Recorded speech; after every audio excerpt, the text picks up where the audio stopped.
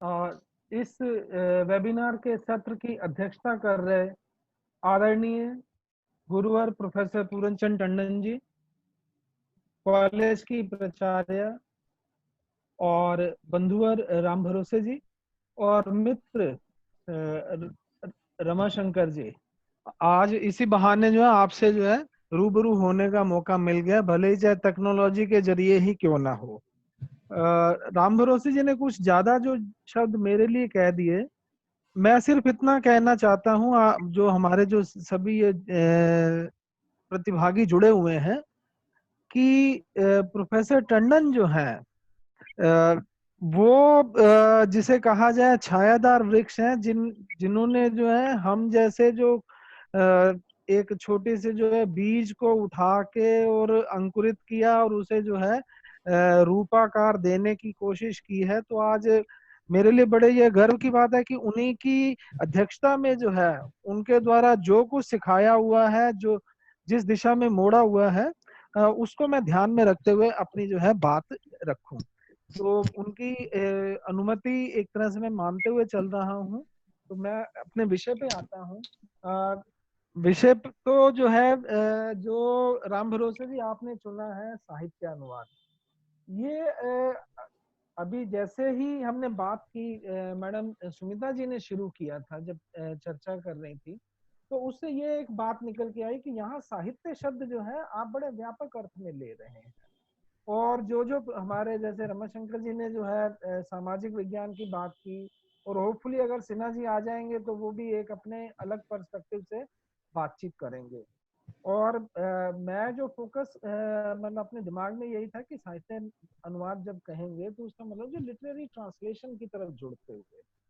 पर मैं अपनी बात जो आपके सेमिनार के पॉइंट ऑफ व्यू से ही है, साहित्य अनुवाद शब्द को जो है व्यापक संदर्भों में लेते हुए चल रहा हूँ। और उससे पहले जो आपने मेरे को दायित्व सौंपा शोधार्थियों को ध्यान में रखते हुए अनुवाद के संदर्भ में बात करने का, तो मैं अपने अनुभवों से और जो थोड़ा बहुत जो है अनुवाद कर्म से जुड़े हुए जो कुछ सीखा है उन सब के आलोक में जो है ये बातें आपसे रखना चाह रहा हूँ।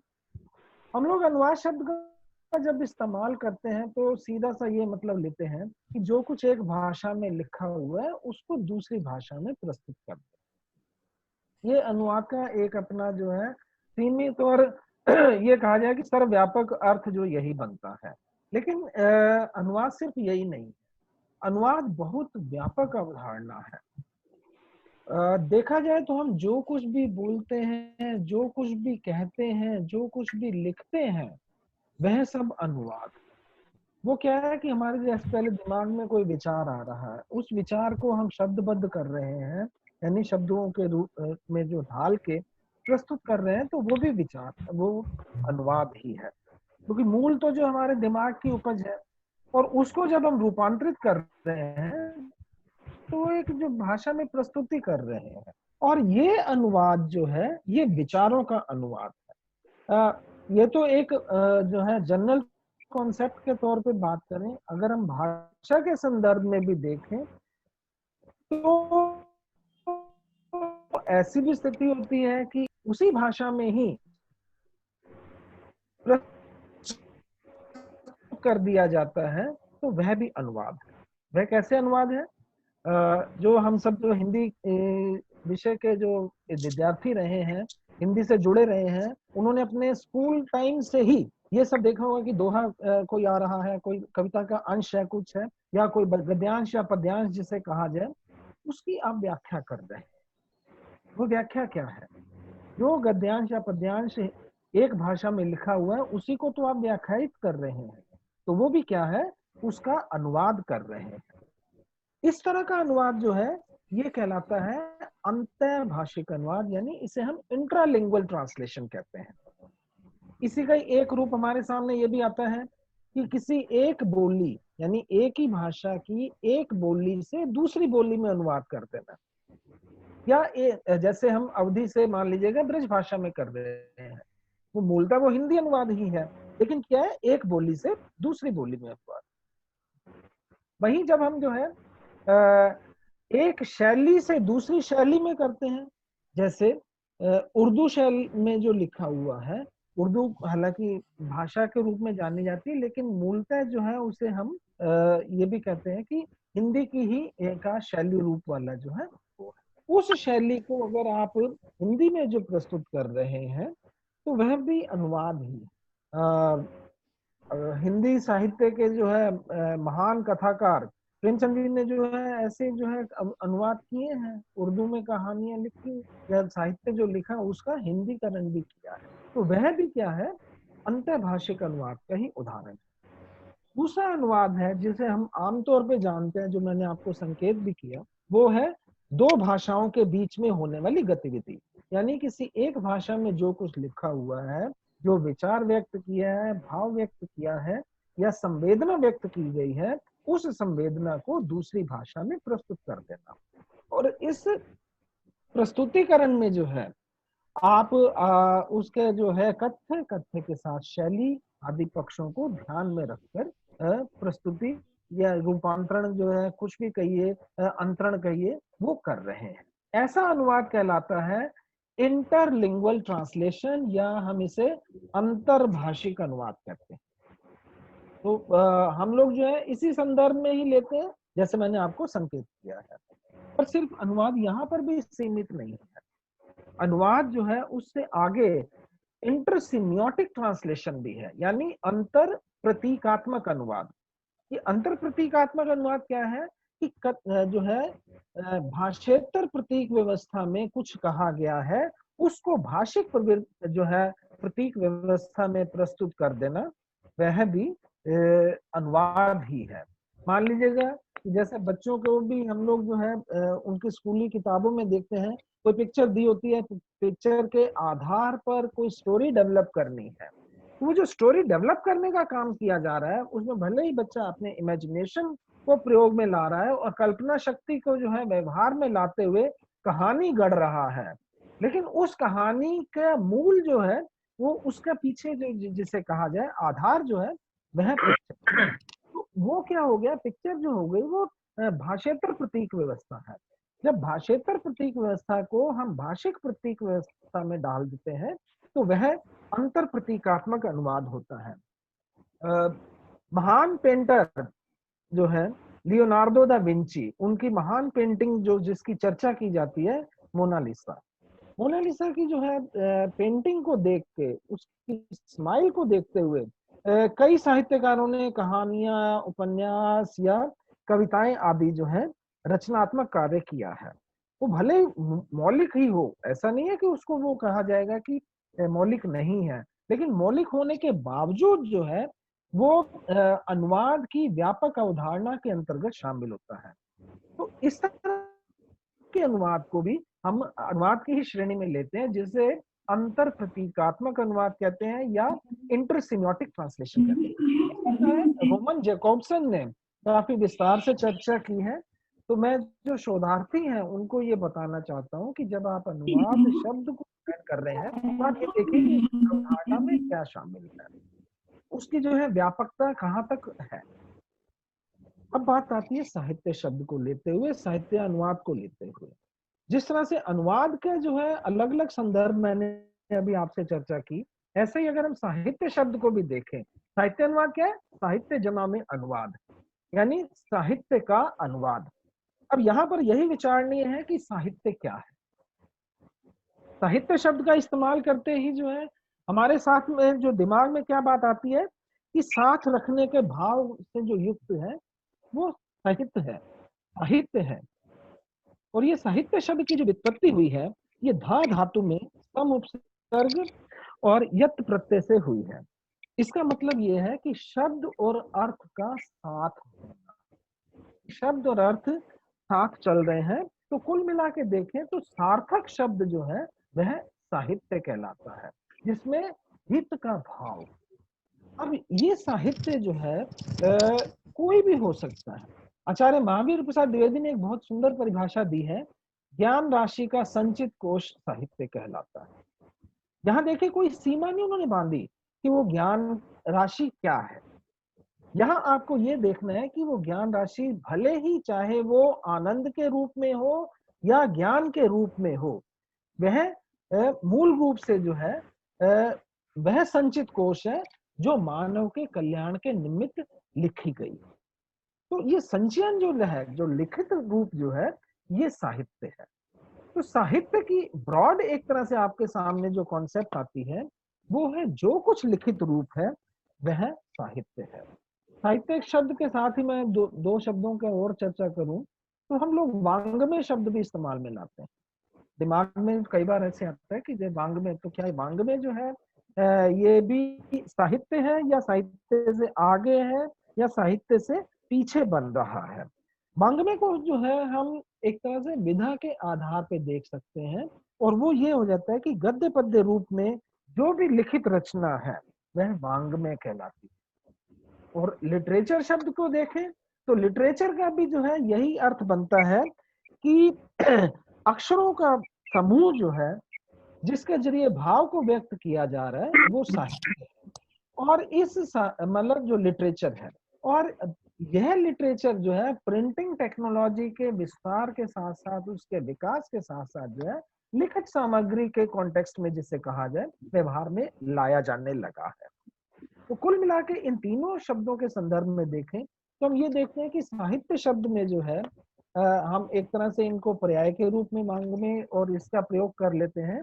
लेकिन साहित्य शब्द अपने आप में जो दो ब्रॉड कैटेगरीज को बताता है वो ये है, या तो वह ज्ञान से संबंधित है मूलतः और या फिर मूलतः वो आनंद से संबंधित है। तो जिस साहित्य के जरिए मूलतः हमें ज्ञान की प्राप्ति होती है वह ज्ञानात्मक साहित्य है, या जिसे हम कह सकते हैं कि वह शास्त्रीय साहित्य है। और जिस साहित्य के जरिए मूलतः हमें आनंद की प्राप्ति होती है जो है लिटरेचर ऑफ नॉलेज और लिटरेचर ऑफ पावर, जिसकी चर्चा पाश्चात्य विद्वान डी क्विंसी ने की है, वो यही है कि जिस साहित्य के जरिए या हमें ज्ञान मिल रहा है यानी वो नॉलेज टेक्स्ट है, ज्ञानात्मक साहित्य है, और या फिर वो आनंद की अनुभूति करा रहा है जो रसात्मक है, जिसे हम आनंद का साहित्य भी कह सकते हैं। और वो मूलतः क्या है, काव्य शास्त्रीय संदर्भ में उसको देखेंगे। अब बात मैं थोड़ी संकेत करूं जो रमाशंकर जी जिस विषय की तरफ जिन्होंने जो ले गए थे हमें, सामाजिक विज्ञान, तो वो मूलतः जो है ज्ञानात्मक साहित्य की एक उपशाखा के रूप में देखा जा सकता है। क्यों? क्योंकि ज्ञानात्मक साहित्य जो है उसके जरिए हमें जो ज्ञान मिल रहा है वो या तो विशेष ज्ञान है या समाज से जुड़ा हुआ ज्ञान। विशेष ज्ञान जो है मतलब प्राकृतिक ज्ञान जो नेचर के जरिए जो है, जो नेचर को समझने करने के संदर्भ में जिस हम विशेष ज्ञान को व्यवहार में ला रहे हैं वह विज्ञान है। इसके अंतर्गत भी हम आगे अगर इसमें कैटेगरीज में जाएंगे तो आप जैसे भौतिकी, रसायन विज्ञान यानी बायोलॉजी, केमिस्ट्री, फिजिक्स जैसे मूलभूत विज्ञान के विषय देखते हैं। उसके अनुप्रयुक्त विषय भी शामिल हैं, इंजीनियरिंग जैसा विषय है, टेक्नोलॉजी जैसा विषय है, जो विज्ञान और उसके अप्लाइड पार्ट दोनों का मिला जुला रूप है जिसे हम प्रौद्योगिकी कह देते हैं, लेकिन मूलतः वह भी विज्ञान ही है। और उसी से जुड़ा हुआ जो विशेष ज्ञान वाला जो समाज से जुड़ा पक्ष है जिसे हम सामाजिक विज्ञान की कैटेगरी में लेते हैं। और सामाजिक विज्ञान के अंतर्गत भी आपके सामने जो है एक तरह से कहा जाए राजनीति विज्ञान और अर्थशास्त्र है, इतिहास है, समाज सोशियोलॉजी जैसे विषय ये सभी शामिल होते हैं। ये तो होगी बात विज्ञान के संदर्भ में। अगर ज्ञान में ही हम देखें तो ज्ञान के संदर्भ में जो है बात आती है तो मानविकी जैसे विषय भी है। तो मानविकी में जैसे जो है भाषा विज्ञान है, चिंतन है, मनोविज्ञान, और ये पूरा का पूरा एक तरह का जो बहुत बड़ा वृक्ष है ज्ञान का जो है पूरा साहित्य का, उसकी शाखाएं प्रशाखाएं आदि आपको तरह तरह से मिलेंगी। और इन प्रशाखाओं के भी जो है आगे जो है आपस में इंटर रिलेशन है, कोई मिला जुला रूप है विज्ञान और सामाजिक विज्ञान का या मानविकी और उसका। तो इस तरह से काफी आपके सामने ये चीजें मिलती हैं। तो कुल मिला के हम ये कह सकते हैं कि जब हम साहित्य शब्द का इस्तेमाल कर रहे हैं अगर ब्रॉडर सेंस में है तो वह आपके सामने ये अलग अलग विषयों से जुड़ा हुआ है। और जब हम साहित्य शब्द को सिर्फ रसात्मक या काव्य शास्त्रीय संदर्भ में देख रहे हैं तो उसके अंतर्गत कहानी, उपन्यास, नाटक जैसे जो है साहित्यिक विधाएं जो है वो आ जाती है। अब यहाँ मैंने आपके सामने साहित्यिक विधाएं शब्द का इस्तेमाल किया। ये जो साहित्यिक विधाएं हैं ये अलग अलग जो है लेखन की शैलियों की वजह से, या ये कहा जाए कि अभिव्यक्ति शैलियां जो है वो साहित्य को जो है अलग अलग विधाओं में बांट देती है। और जब हम विषय के आधार पे देखते हैं तो वह हमारे सामने जो है विज्ञान वाले या ज्ञानात्मक साहित्य के अलग अलग सब्जेक्ट्स नजर आते हैं। तो मूल रूप से हम देखें तो ज्ञान का जो साहित्य है वो विषय विषय केंद्रित है, सब्जेक्ट सेंट्रिक है। जबकि ये कहा जाए कि ये जो है प्योर, जिसको हम क्रिएटिव लिटरेचर कहते हैं या सृजनात्मक साहित्य कहते हैं, वो विधा केंद्रित है। अब यहाँ पे आपको भाषाओं के मतलब भाषागत प्रकृति के हिसाब से भी दोनों में अंतर नजर आता है, जिसे जिसे जो है अनुवादक को भी ध्यान में रखना होता है। और वो विषय का अंतर क्या है कि क्रिएटिव लिटरेचर में जो है जिस तरह की भाषा इस्तेमाल की जाती है वैसी भाषा जो है सामाजिक विज्ञान या प्योर साइंस जैसे विषय में नहीं की जाती। हम जो है ज्ञान साहित्य में जो है जिस तरह की भाषा का प्रयोग कर रहे हैं वो अभिधा परक होती है, यानी उसमें जो कुछ कहा जा रहा है उसका सीधा साधा वही अर्थ निकलता है, उसमें कहीं कोई एम्बिग्विटी नहीं है, द्व्यार्थकता नहीं है, उसमें आपको कल्पना की जो है उड़ान नहीं भरनी पड़ेगी। जबकि ये सभी पक्ष जो है सृजनात्मक साहित्य को एक विशेष गुण बना देते हैं और उस साहित्य में जो है चार चांद लगाने का काम करते हैं कि जितनी अधिक जो है ये कहा जाए कि लक्षणापरक भाषा होगी, व्यंजनापरक भाषा होगी, वो सृजनात्मक साहित्य अपने आप में अपनी गुणवत्ता को ज्यादा आप कह सकते हैं कि प्रूव कर रहा है। तो हम देखते हैं कि भाषा के स्तर पर इस तरह के अंतर जो है वो भी हमें जो है ध्यान में रखने होते हैं। और उसके साथ साथ जो है ये भी देखते हैं कि साहित्यिक भाषा में जो है जो हम संवेदना और भाव व्यक्त कर रहे हैं, लेकिन ज्ञान साहित्य के जरिए हम क्या कर रहे हैं, सिर्फ तथ्य को प्रस्तुत कर रहे हैं। एक जगह आप भाव की उपस्थिति ज्यादा देख रहे हैं, दूसरी जगह तथ्य की उपस्थिति देख रहे हैं। इसके साथ ही जो है लेखन के स्तर पे मानसिकता का भी अंतर नजर आता है दोनों प्रकार के साहित्य में। और सबसे बड़ी बात ये रहती है कि इस मानसिकता में जो है क्रिएटिव जो है एबिलिटी यानी सृजनात्मक प्रतिभा जो है वो सृजनात्मक साहित्य के लेखन में तो आवश्यक है, लेकिन ज्ञानात्मक साहित्य में ऐसी क्रिएटिविटी की आवश्यकता नहीं है। वहां पर विषय का ज्ञान जो है महत्वपूर्ण होता है, यानी आप सब्जेक्ट पर जो है ज्यादा फोकस करते हैं, विषय को प्रस्तुत करने पर ज्यादा ध्यान देंगे और वो जितना सीधा सरल स्पाट सहज भाषा में होगा उतनी ही वो भाषा जो है सार्थक मानी जाती है।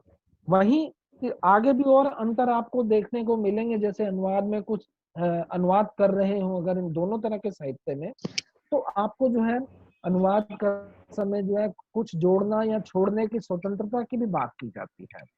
क्योंकि कहा तो ये जाता है कि 100% जो है मूल का दूसरी भाषा में प्रस्तुति हो जाए, पर ऐसा संभव नहीं होता है। नियरेस्ट क्लोजेस्ट मीनिंग तो हो सकता है, लेकिन 100% अगर आप सोचें कि एक भाषा से दूसरी भाषा में वह सभी कुछ प्रस्तुत हो जाए, वह संभव नहीं है। इसीलिए कई विद्वानों ने तो ये कहा है कि जैसे हम परफ्यूम की शीशी में, एक शीशी में परफ्यूम रखा है, उसको दूसरी शीशी में पलट रहे हैं, भले ही कितनी ही आप सावधानी से पलटें तो कहीं ना कहीं कोई ना कोई जो है वो इत्र के जो बूंदे कुछ जो है वो हवा में विलीन हो जाएंगी, यानी 100% जो है अंतरण संभव नहीं होगा। तो अब ये जो अंतरण संभव नहीं है ये भी विषय पर आधारित, विषय के संदर्भ में उसको हम देख सकते हैं। वो क्या है कि आप जब क्रिएटिव लिटरेचर यानी सृजनात्मक साहित्य का अनुवाद कर रहे हैं तो वहां पर आपके सामने जो है ये सुविधा है और एक तरह से स्वतंत्रता है कि आप टेक्स्ट में एडिशन, डिलीशन, अल्टरेशन, ये इस तरह की कोई भी चीजें जो है कर सकते हैं अप टू सम एक्सटेंट। और वो सम एक्सटेंट क्या है कि मूल जो कथ्य है, जो लेखक ने जिस मानसिकता से गुजरते हुए जो कुछ लिखा है वह आहत नहीं होना चाहिए, वह बने रहे, लेकिन उस प्रस्तुति में यानी उसको बनाए रखते हुए दूसरी भाषा में जब आप उसे प्रस्तुत कर रहे हैं, तब वह जो है उसमें आप स्वतंत्रता बरत सकते हैं। लक्ष्य भाषा की प्रकृति के अनुसार उसमें कुछ जोड़ सकते हैं, कुछ छोड़ सकते हैं। लेकिन ज्ञानात्मक साहित्य में क्या है, आपको कल्पना वगैरह का वैसा समावेश करने की आवश्यकता नहीं है। जहां जो कुछ तथ्य बताए गए हैं, जो विषय केंद्रित जो सामग्री है, आपको अनुवाद करते समय भी उस विषय पर अपने आप को केंद्रित रख के चलना है। तो ऐसी कुछ बारीकियां हैं जिनकी तरफ जो है अनुवादक को ध्यान देना होता है। आ, जब वो इस तरह की चीजों का ध्यान देगा, तो स्वाभाविक है कि अनुवादक जो है जो प्रस्तुत करेगा वह बेहतर होगा। अब यहाँ बेहतरी के भी जो मानदंड की थोड़ी बात मैं करना चाहूँ, तो दोनों तरह के अनुवादों को मैं जो है दोनों तरह का इसलिए लेके चल रहा हूँ क्योंकि यहाँ अभी हम साहित्य शब्द को व्यापक संदर्भ में देखते हुए बात कर रहे हैं।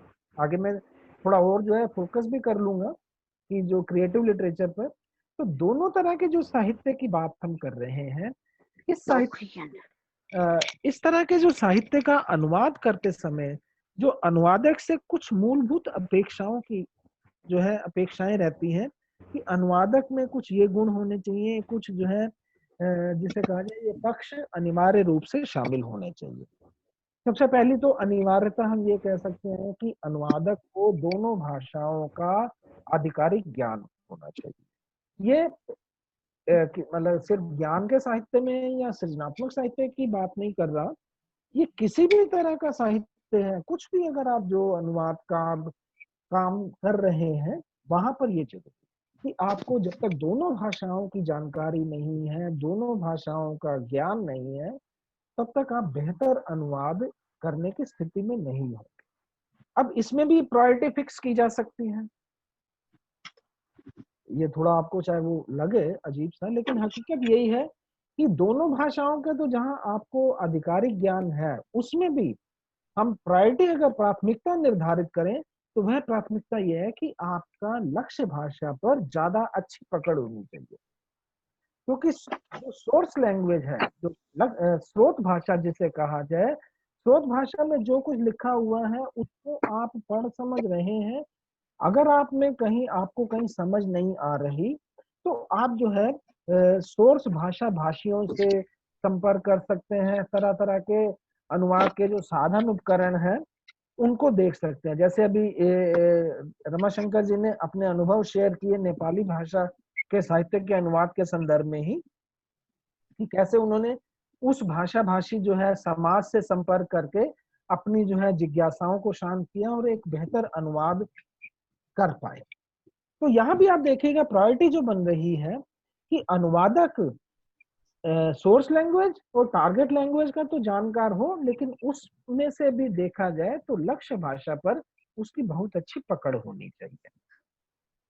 जब तक अगर वो लक्ष्य भाषा की प्रकृति को नहीं समझ के अनुवाद करेगा, उसको ध्यान में रख के नहीं अनुवाद करेगा, तो अनुवाद जो है कई कई बार हास्यास्पद भी हो जाते हैं, गलत अनुवाद भी हो जाते हैं। ऐसे ही देखा जाए तो अनुवादक को जो है विषय का ज्ञान होना चाहिए, यानी सब्जेक्ट नॉलेज, डोमेन एरिया की जो है नॉलेज होनी चाहिए। वो इस वजह से जरूरी है कि जब तक अनुवादक को विषय का ज्ञान नहीं है, विषय का बोध नहीं है, तो वह बेहतर अनुवाद नहीं कर पाएगा, क्योंकि उसे विषय की समझ ही नहीं आ रही है, तो क्या करेगा। उदाहरण के लिए मैं आपसे एक शब्द छोटा सा एग्जाम्पल के तौर पे बात करता हूँ, साल्ट शब्द को लेकर। आम पाठक जो है या आम जो श्रोता या जो अगर किसी विषय विशेष से जुड़ा हुआ नहीं है, तो साल्ट शब्द का सीधा सा अर्थ ये लेगा नमक जो है। लेकिन यही साल्ट शब्द जो है केमिस्ट्री से जुड़ा हुआ कोई जो है व्यक्ति या साइंस से जुड़ा हुआ व्यक्ति जब इसका अनुवाद करने लगेगा, तो साल्ट शब्द को देख के वो थोड़ा रुकेगा कि साल्ट जो है नमक के लिए है या कि क्षारीय घोल वगैरह के संदर्भ में। ऐसे ही एक जो बात करें, कभी जो है एक शुरुआती दौर में जो है जब भारत विज्ञान की प्रगति में उत्तरोत्तर आगे बढ़ रहा था, तो उस समय के शुरुआती दौर में एक सैटेलाइट छोड़ा गया था, उसका नाम था एप्पल। अब आपको अगर इस चीज का बोध नहीं है, यानी विषय के बारे में ज्ञान नहीं है, जानकारी नहीं है, तो आप एप्पल शब्द का जो क्या अनुवाद करेंगे, मैं ये आप पर छोड़ रहा हूँ। और अगर जानकारी है तो आपको सीधा सा दिमाग में ये आ जाएगा कि ये कृत्रिम उपग्रह जो छोड़ा गया था वो है। अब दूर क्या जाते हैं आप, यही आज की जो प्रौद्योगिकी जो हम आप जिसके सामने बैठ के ये सुन रहे हैं, देख रहे हैं, इसमें बहुत जो है आप लोगों के कईयों के हाथ में हो सकता है, वो भी सही, और वो है माउस। माउस शब्द देखिएगा, माउस शब्द कहते ही आम जो है शब्द आपके दिमाग में क्या आ रहा है, ये चूहा है। लेकिन आईटी के कॉन्टेक्स्ट में इमीडिएटली, क्योंकि आईटी तो जो है या कंप्यूटर प्रौद्योगिकी या हम जिसे कहा जाए कि ये हमारे सामने जो सूचना प्रौद्योगिकी का एक जो रूप है, वो आमतौर पे जब नजर आ रहा है तो माउस शब्द भी हमारे जीवन व्यवहार का अंग बन गया है। तो हमें दिमाग में आ जाता है कि माउस का मतलब एक ऐसा डिवाइस जिसके जरिए जो कंप्यूटर स्क्रीन पर कर्सर को ऊपर नीचे दाएं बाएं कहीं भी ले जाया जा सकता है, और उसके जरिए कंप्यूटर को कमांड देते हुए जो आप एक्शन करवाना चाहते हैं वो करवा सकते हैं। तो यहाँ मैं जो छोटे छोटे ये एग्जाम्पल दे रहा हूँ उसके जरिए ये बताना क्या चाह रहा हूँ कि विषय का ज्ञान जो है वो भी आवश्यक है। अगर अनुवादक में विषय का जो है बोध नहीं है, तो जो रिएक्शन जैसा शब्द ही आप देखिएगा, रिएक्शन जो है उसके लिए आमतौर पे हमारे दिमाग में क्या शब्द आता है, प्रतिक्रिया। इमीडिएटली, जैसे न्यूटन का जो है थ्योरी ऑफ ग्रेविटी में क्या है, action and reaction is equal and opposite, यानी क्रिया और प्रतिक्रिया एक दूसरे के विपरीत होती है, ये है। लेकिन विषय फिजिक्स में तो ये आ रहा है। अब यही शब्द जब केमिस्ट्री में आता है तो वहां पर रिएक्शन नहीं है। H2 plus O2, hydrogen plus oxygen, जब वो दोनों मिलते हैं तो उसका जो रिएक्शन होता है वो H2O हो जाता है, यानी वह पानी बन जाता है। तो ये रिएक्शन प्रतिक्रिया नहीं है, ये रिएक्शन है अभिक्रिया। तो इसके लिए शब्द केमिस्ट्री में बना हुआ है अभिक्रिया, जबकि फिजिक्स के लिए आपके सामने शब्द आया प्रतिक्रिया। और यही शब्द जब हम देखते हैं चाइल्ड डेवलपमेंट जैसे विषय में ही, रिएक्शन शब्द को, कि बच्चे के सामने आप कोई एक्शन करके दिखा रहे हैं, बच्चा उस एक्शन को फॉलो कर रहा है और उस एक्शन को देखते हुए रिएक्शन कर रहा है, तो ना तो वो प्रतिक्रिया कर रहा है ना ही वो अभिक्रिया कर रहा है, वो है अनुक्रिया। तो आप देखिएगा कि कैसे विषय का बोध आपको एक ही शब्द के अगेंस्ट कैसे अलग अलग प्रति शब्द सोचने को, प्रयोग करने को विवश कर रहा है। ये खेल है कि अगर आपको विषय का बोध है तो आप से वो चूक होने की संभावना कम रहेगी। इस तरह के जो शब्द जो है ये कहलाते हैं पारिभाषिक शब्द। तो अनुवादक को जहाँ विषय का ज्ञान होना चाहिए, उसके साथ साथ जो है पारिभाषिक शब्दावली का, उस विषय विशेष से जुड़ी जो पारिभाषिक शब्दावली है उसका भी बोध होना चाहिए, क्योंकि विषय के अनुसार शब्दावली बदलती रहती है। जैसे अभी रिएक्शन शब्द को ही हम लोगों ने जो है चर्चा में देखा है कैसे अलग अलग निकल के आ रहे हैं। मैं आपको एक और उदाहरण देता हूँ,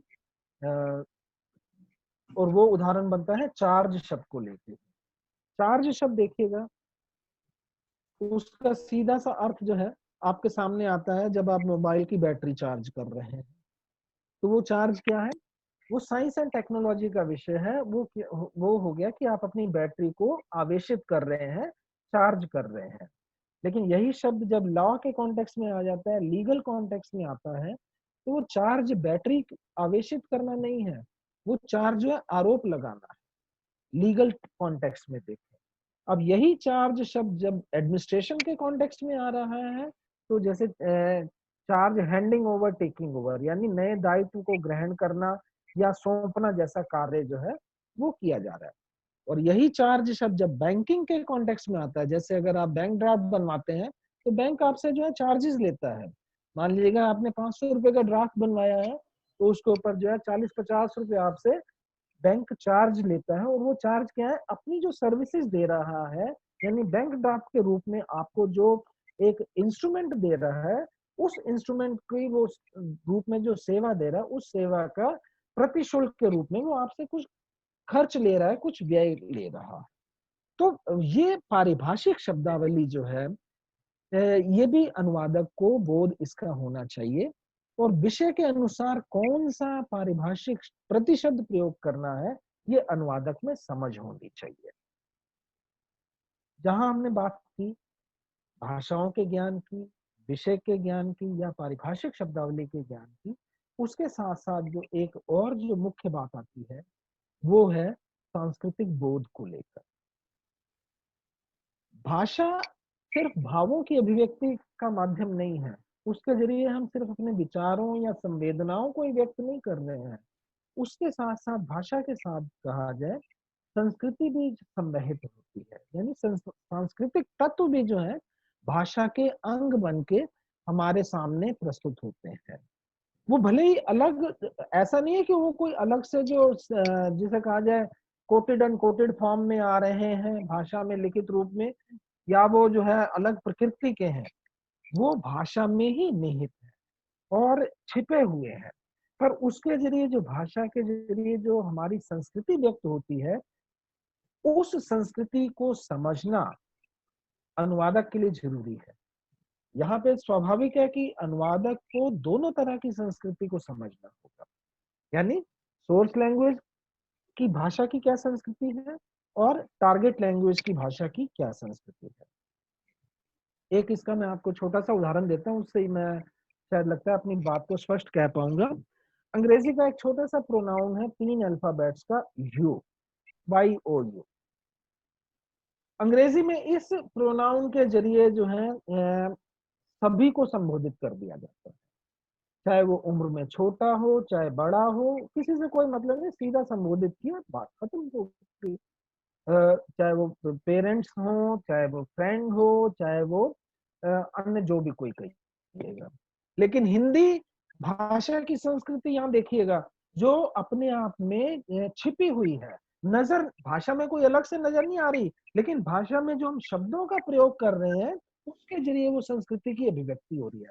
और वो क्या है कि जैसे मैं आप सबको आप करके संबोधित कर रहा हूं, तो वो हमारी भाषिक संस्कृति का जो है ये अंग है कि किसी के प्रति आदर भाव व्यक्त करना हो, उसके प्रति सम्मान व्यक्त करना हो, हम उसे आप कह के संबोधित करेंगे।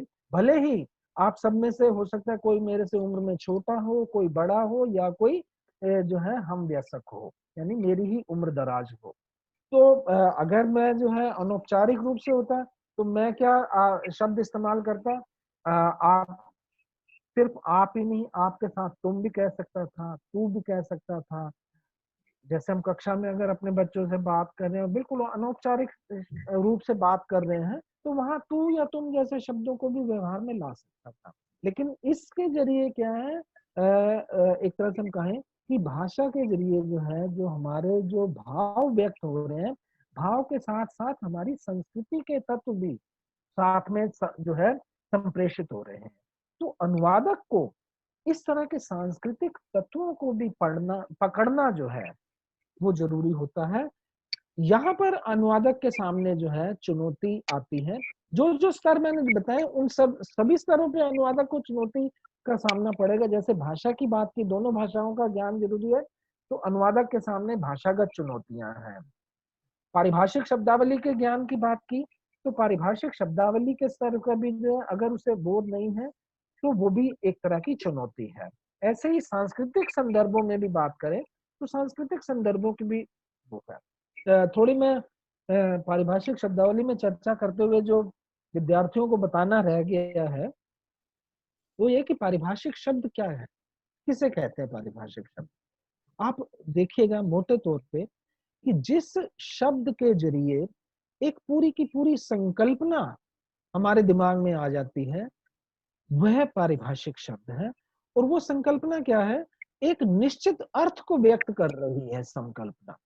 वहां ऐसा कोई जो है व्यापक नहीं है, अर्थ की जो है असीमितता नहीं है, निश्चित है, सीमित अर्थ है और विषय विशेष से जुड़ा हुआ है, उसका अर्थ जो है संकुचित रूप में है।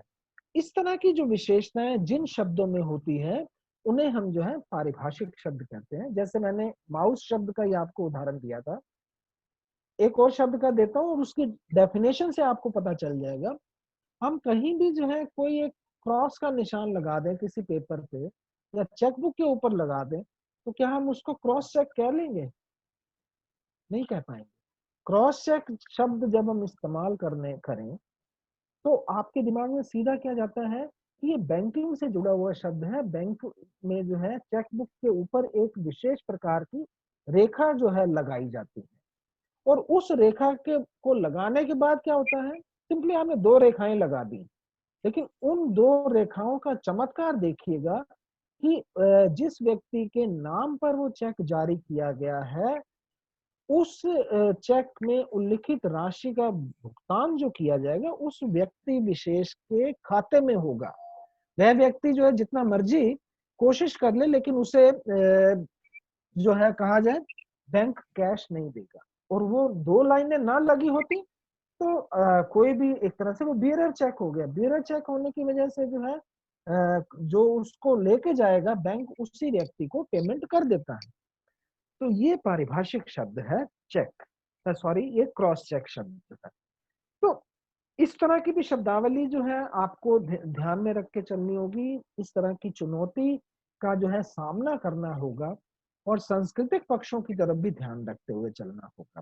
तो हम देखते हैं कि साहित्य के संदर्भ में भी खास तौर पे और इन जनरल भी इन सभी चीजों को जब ध्यान रख के आप अनुवाद करेंगे तो आपका जो है ना अनुवाद बेहतर हो सकता है। एक और डायमेंशन भी निकल के आता है कि ज्ञान जैसे साहित्य में या हम जो कहें विज्ञान में खास तौर पे तरह तरह के साइन जैसे होते हैं ना, बीटा थीटा अल्फा गामा या प्लस माइनस जैसे साइन है, और मेजरमेंट की इकाइयां हैं, इस तरह की चीजों का भी बहुत प्रयोग में लाया जाता है। क्योंकि क्रिएटिव लिटरेचर में ऐसा साहित्य जो है चिन्हों का प्रयोग कम होता है, तो अनुवादक को इस तरह के चिन्हों का, इक्वेशंस का, एब्रिवेशंस का भी अनुवाद करते समय ध्यान रखना होता है। तो कुल मिला के देखें तो अनुवादक के सामने ये सभी चीजें जो है जरूरी है।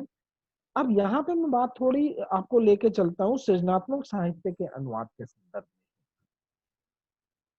सृजनात्मक साहित्य में जो है विषय का ज्ञान उतना नहीं आवश्यक है जितनी की कल्पना शक्ति की, सृजनात्मकता की, सृजनात्मक प्रतिभा की आवश्यकता होती है।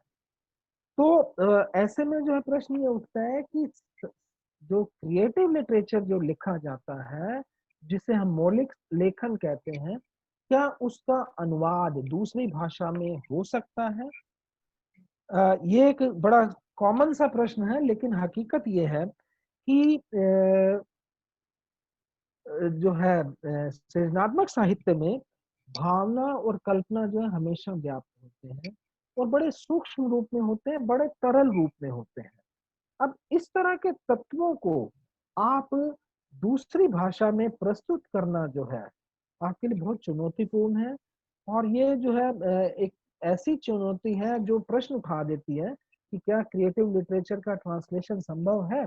और उसमें भी खास तौर पे मैं बात करूं तो पोएट्री ट्रांसलेशन को लेकर, कविता के अनुवाद, क्योंकि कविता का अनुवाद जो है वो तो कहा जाता है कि वो अनुवाद ही नहीं होता है, कविता का अनुवाद हो नहीं सकता। कविता का अनुवाद एक तरह से पुनर्सृजन होता है, या जो कहा जाए नव सृजन होता है, न्यू क्रिएशन है, ट्रांस क्रिएशन है। क्योंकि कविता जो है दूसरी भाषा में अनुदित नहीं की जा सकती, उसको तो पुनर्सृजित किया जाता है। अब वो पुनर्सृजन जो है वो अपने आप में अनुवादक के लिए चुनौतीपूर्ण है। और वो चुनौती ये है, ये तो मतलब कविता के संदर्भ में मैं कह रहा हूँ, और इन जनरल में बात करें तो क्रिएटिव लिटरेचर के कॉन्टेक्स्ट में भी अनुवादक में जब तक क्रिएटिविटी नहीं होगी, सृजनात्मक क्षमता नहीं होगी, सृजनात्मक प्रतिभा नहीं होगी और वैसा ही साहित्य लेखन कौशल नहीं होगा, तो माफ कीजिएगा जो है जो क्रिएटिव लिटरेचर जो है उसका ट्रांसलेशन जो है व्यक्ति नहीं कर पाएगा।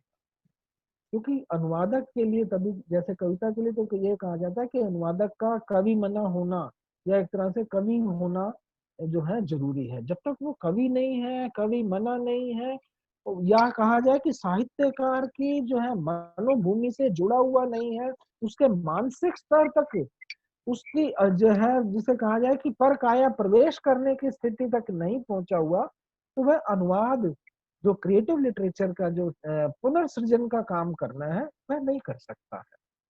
तो यहाँ जो है ये चीज है कि चुनौतीपूर्ण भले ही है क्रिएटिव लिटरेचर का काम, लेकिन अनुवाद कर्म किया जाता रहा है, लोगों ने किया है, लोग कर रहे हैं और करते रहेंगे। और बल्कि स्थिति यह है कि क्रिएटिव लिटरेचर के ट्रांसलेशन ने कई अनुवादकों को अमरता प्रदान कर दी, और बल्कि ये हुआ कि जो मूल लेखक हैं, मूल लेखक को ही एक तरह से अमर बना के रख दिया।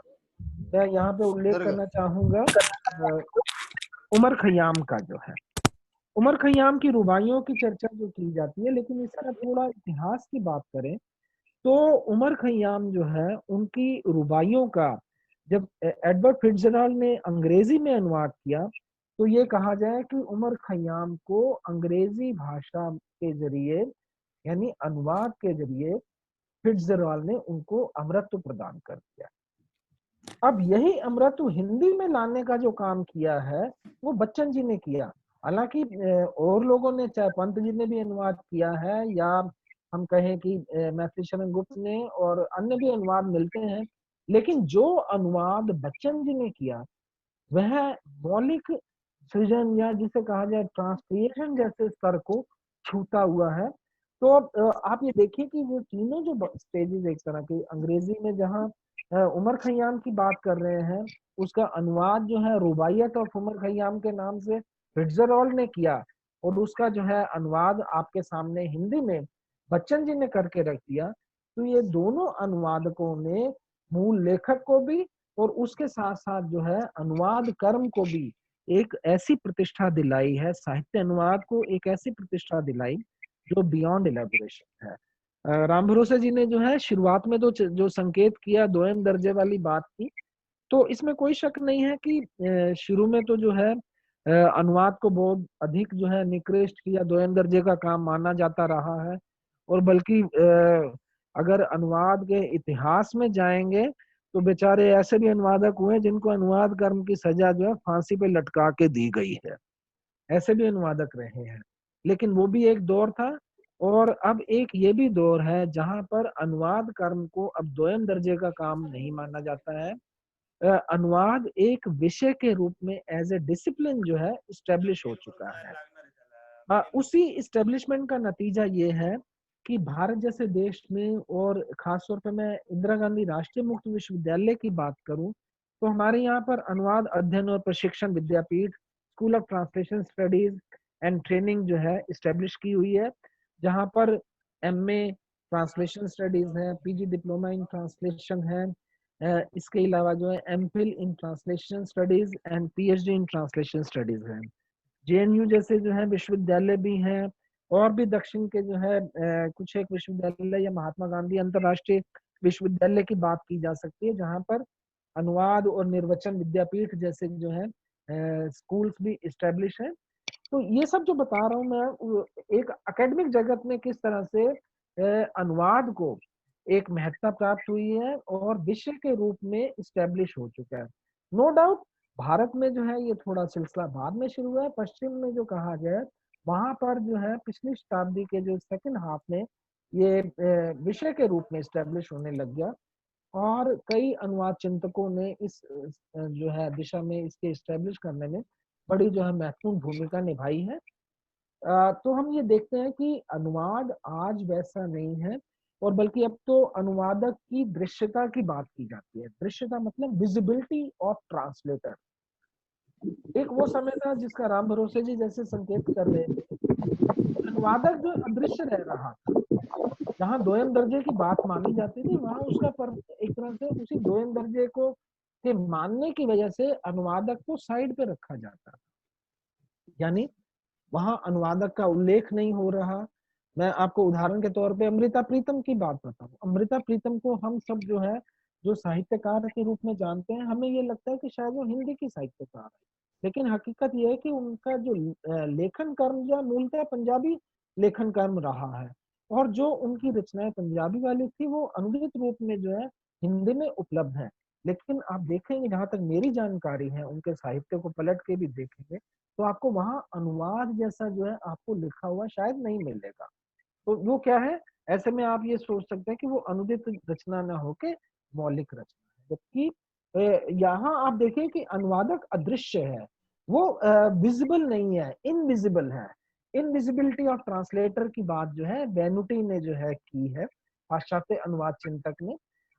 अब आप जो है भारत में भी देखिएगा, साहित्य अकेडमी जैसी संस्था है जहां पर अनुवादकों को जो है पुरस्कृत भी किया जाता है। और जो रचना साहित्य अकेडमी जो है पुरस्कार के लिए चयन जिसका करती है, उसका जो संविधान सम्मत अन्य भाषाएं हैं उनका भी अनुवाद कराती है। अनुवादक का नाम भी डाला जाता है। अनुवादक को पारिश्रमिक भी जो है थोड़ा सम्मानजनक जो है राशि के रूप में दिया जाता है। ये तो जो स्थिति मैं बता रहा हूँ आपको साहित्य अकेडमी की। लेकिन भारत में इससे पहले जो है कहा जाए, भारतीय अनुवाद परिषद जैसी संस्था भी स्थापित हो चुकी थी। 1964 में डॉक्टर गार्गी गुप्त ने की थी, और उन्होंने ही देश में सबसे पहले कहा जाए अनुवाद कर्म को लेकर, अनुवाद को व्यवहार में लाने को लेकर और अनुवाद सिद्धांत चिंतन को लेकर जो लोग काम कर रहे थे उनको पुरस्कृत सम्मानित करने की दिशा में प्रयास किया, जिसका आगे चलकर साहित्य अकेडमी ने अनुसरण किया है। मुझे इसमें कोई मतलब वो जो कहते हुए हिचक नहीं हो रही, क्योंकि साहित्य अकेडमी के अवार्ड जो है, ट्रांसलेटर्स के अवार्ड बाद में शुरू हुए थे। पहले जो है भारतीय अनुवाद परिषद की तरफ से अवार्ड दिए जा रहे थे। और उन अवार्ड्स में देखें तो द्विवागीश पुरस्कार है, जो अनुवाद कर्म करने वाले जो है एक महिला और एक पुरुष अनुवादक को दिया जाता है। इसके अलावा जो सिद्धांत चिंतन पे जो है कार्य करते हैं तो उनको अनुवाद के लिए जो है नाताली पुरस्कार दिया जाता है। और आगे चलकर अनुवाद श्री पुरस्कार भी शुरू किया गया, जो व्यक्ति अनुवाद करने में पूरा डेडिकेटेड रहा हो अपने जो था उम्र, तो उनके लिए अनुवाद श्री जैसा पुरस्कार भी हुआ। तो आप ये देखिएगा कि अनुवाद कर्म भले ही चाहे पुराने टाइम से चला आ रहा हो, मतलब अनलिमिटेड, जिसे कहा जाए कि जब से दो भाषाएं बनी होंगी तब से ही अनुवाद कर्म चला आ रहा है। लेकिन अनुवाद कर्म को सम्मानित करने का काम जो है वो बाद में शुरू हुआ। पहले उसको जो है जो सेकंड रेटेड ट्रीट किया जाता था, लेकिन अब वैसी स्थिति नहीं है। अनुवाद न सिर्फ जो है व्यवहार के रूप में किया जा रहा है, बल्कि अनुवाद सिद्धांत चिंतन में भी एक नई दिशा जो है खूब आगे बढ़ी हुई है, जिस पर काम हो रहा है। और तरह तरह के आगे विषय उप विषय जैसे भी शामिल हो रहे हैं। तो कुल मिला के हम देखें कि अनुवाद की ये स्थिति है, साहित्य की अनुवाद की जो है अवसर भी है, चुनौतियां भी हैं। अगर थोड़ी समय की वो होती तो मैं जो है और भी बात कर सकता था चुनौतियों को इन डिटेल, जैसे बात करनी हो कि भाषा के संदर्भ में किस तरह की चुनौतियां, संकेत के रूप में आपको जो है रमाशंकर जी ने संकेत किया ही है, जैसे ध्वनि परख जो है समस्या उनको आई थी, ध्वनि से संबंधित है, शब्द से संबंधित है, वाक्य से संबंधित है, व्याकरण से कहा जाए तो ऐसी भाषागत समस्याएं हैं, समाज संस्कृति से जुड़ी समस्याएं हैं, या फिर विषय केंद्रित भी समस्याएं हैं, विधा केंद्रित समस्याएं हैं। इन सभी पर जो है और अधिक डिटेल में जरूरत है और काफी समय लगेगा। तो मुझे लगता है कि जो मुझे बंधुवर जो है राम भरोसे जी की तरफ से जो आदेश हुआ था, तो मैं अपने आप को थोड़ा साथ में समय के हिसाब से सीमित भी कर रहा हूँ। और अगर कोई अभी या बाद में जैसे पूछना चाहे पूछ सकते हैं। और आप सबने जो है मेरे इस विचारों को जो जो मैंने व्यक्त किए, विचार जो मेरे आपने सुने, उसके प्रति मैं आभार व्यक्त करता हूँ। और ओवर टू राम भरोसे जी, प्लीज। सर आपका आभार बहुत बहुत। पहले तो सर मेरा आदेश नहीं, सिर्फ एक विनम्र निवेदन था, और इसका आपने मान रखा सर। मैं आपका आभारी रहूंगा सर हमेशा। आपने जो महत्वपूर्ण चीजों को जो यहाँ पे रखा, जो रमाशंकर जी ने जो यहाँ पर बात उठाई थी, उनकी बातों को जो आपने आगे बढ़ाया। सर समस्या अनुवाद में यह है कि लोग अनुवाद कर्म करना तो चाहते हैं, लेकिन समस्या जो आपने जिन मानदंडों की बात की उन मानदंडों पर खरे नहीं उतरते हैं। इसलिए वो जो बच्चन जी की आपने बात की या जो आपने इंग्लिश राइटर की जो बात की, इसलिए वहां तक वो अनुवाद नहीं पहुंच पाता। अनुवाद अभी भी हो रहे हैं, ऐसा नहीं है कि अनुवाद कर्म बंद हो चुका है, लेकिन हम साहित्य से जुड़े लोग हैं, हम ही कितने हैं जो अनुवादक को जानते हैं, हम ही कितने, हम में से कितने लोग हैं जो सही में जो अनुवाद कर्म कर रहे हैं और हम उनको जानते हैं। वास्तविकता यही है। आपने जिन मानदंडों की सर बात की, और मैं यहाँ पे एक बात और ये कहना चाहूंगा कि अनुवाद की पुस्तकें पढ़ना और अनुवाद का व्याख्यान सुनना और उसको अपने में गुनना, दोनों में बहुत फर्क है। अगर हम ये कहें कि हम अनुवाद जो है पुस्तकें पढ़ के और इन मानदंडों की बात करके अनुवाद करना हम सीख जाएंगे, तो ऐसा नहीं है। ये अनुवाद कर्म अपने आप में बहुत पवित्र कर्म है सर, जहां तक मैं समझता हूँ, क्योंकि आपको एक भाषा जो है उसको दूसरी भाषा में आपने उन्हीं भावों के साथ में रूपांतरित करना है, क्योंकि भाव में परिवर्तन जहां आएगा तो फिर अनुवाद का स्तर कम हो जाता है। तो जिन मानदंडों की आपने बात की सर, जो आपने उदाहरण दिए, जैसे माउस का उदाहरण दिया या चार्ज का दिया, कि कैसे कैसे अलग अलग फील्ड में चार्ज का जो शब्द जो है वो अलग अलग तरीके से प्रयोग किया जाता है। अब साथ में सर एक समस्या मैं यहाँ पे ये भी जोड़ना चाहूंगा सर, आप इग्नू में हैं सर, इग्नू के माध्यम से बल्कि हमारे प्रिंसिपल साहिबा भी जुड़ी हुई है। मैं ये कहना चाहूंगा कि हम, जैसे हमारे यहाँ बीए थर्ड ईयर में अनुवाद एक मात्र छोटा सा चैप्टर है। संजीव नेगी जी जुड़ चुके हैं। संजीव नेगी जी, आपका भी हार्दिक स्वागत है। तो जो एक अनुवाद का जो चैप्टर है वो बहुत छोटा सा है, और आपको जान के बता दूं, जो नया हमारा सिलेबस आया है उसमें अनुवाद के उस चैप्टर को और भी छोटा कर दिया गया। मतलब कि जो हम अनुवाद की हम बात जब बच्चों से करते हैं तो उसको और भी छोटा कर दिया गया है। यहाँ पर कई मेरे साथी हैं जो उत्तराखंड से जुड़े हुए हैं, उत्तराखंड से हैं, और वो अलग अलग विश्वविद्यालय और महाविद्यालय में प्रोफेसर के पद पर कार्यरत है। मंजू पोग्याल जी हैं, अरुण सर भी हैं। तो मैं यही कहना चाहूंगा, जैसे विवेकानंद जी भी हैं, तो हम अनुवाद की जो प्रक्रिया है, अगर हम बीए प्रथम वर्ष से ही इसको सभी विश्वविद्यालय के पाठ्यक्रम अपने में एक तरह से शामिल कर ले, तो ये बहुत बड़ी हमारे लिए उपलब्धि है। तो मुझे लगता है प्रफुल्ल सिन्हा सर आ गए हैं। प्रफुल्ल सिन्हा सर, सर नमस्कार, काफी बेसब्री से आपका इंतजार हो रहा था।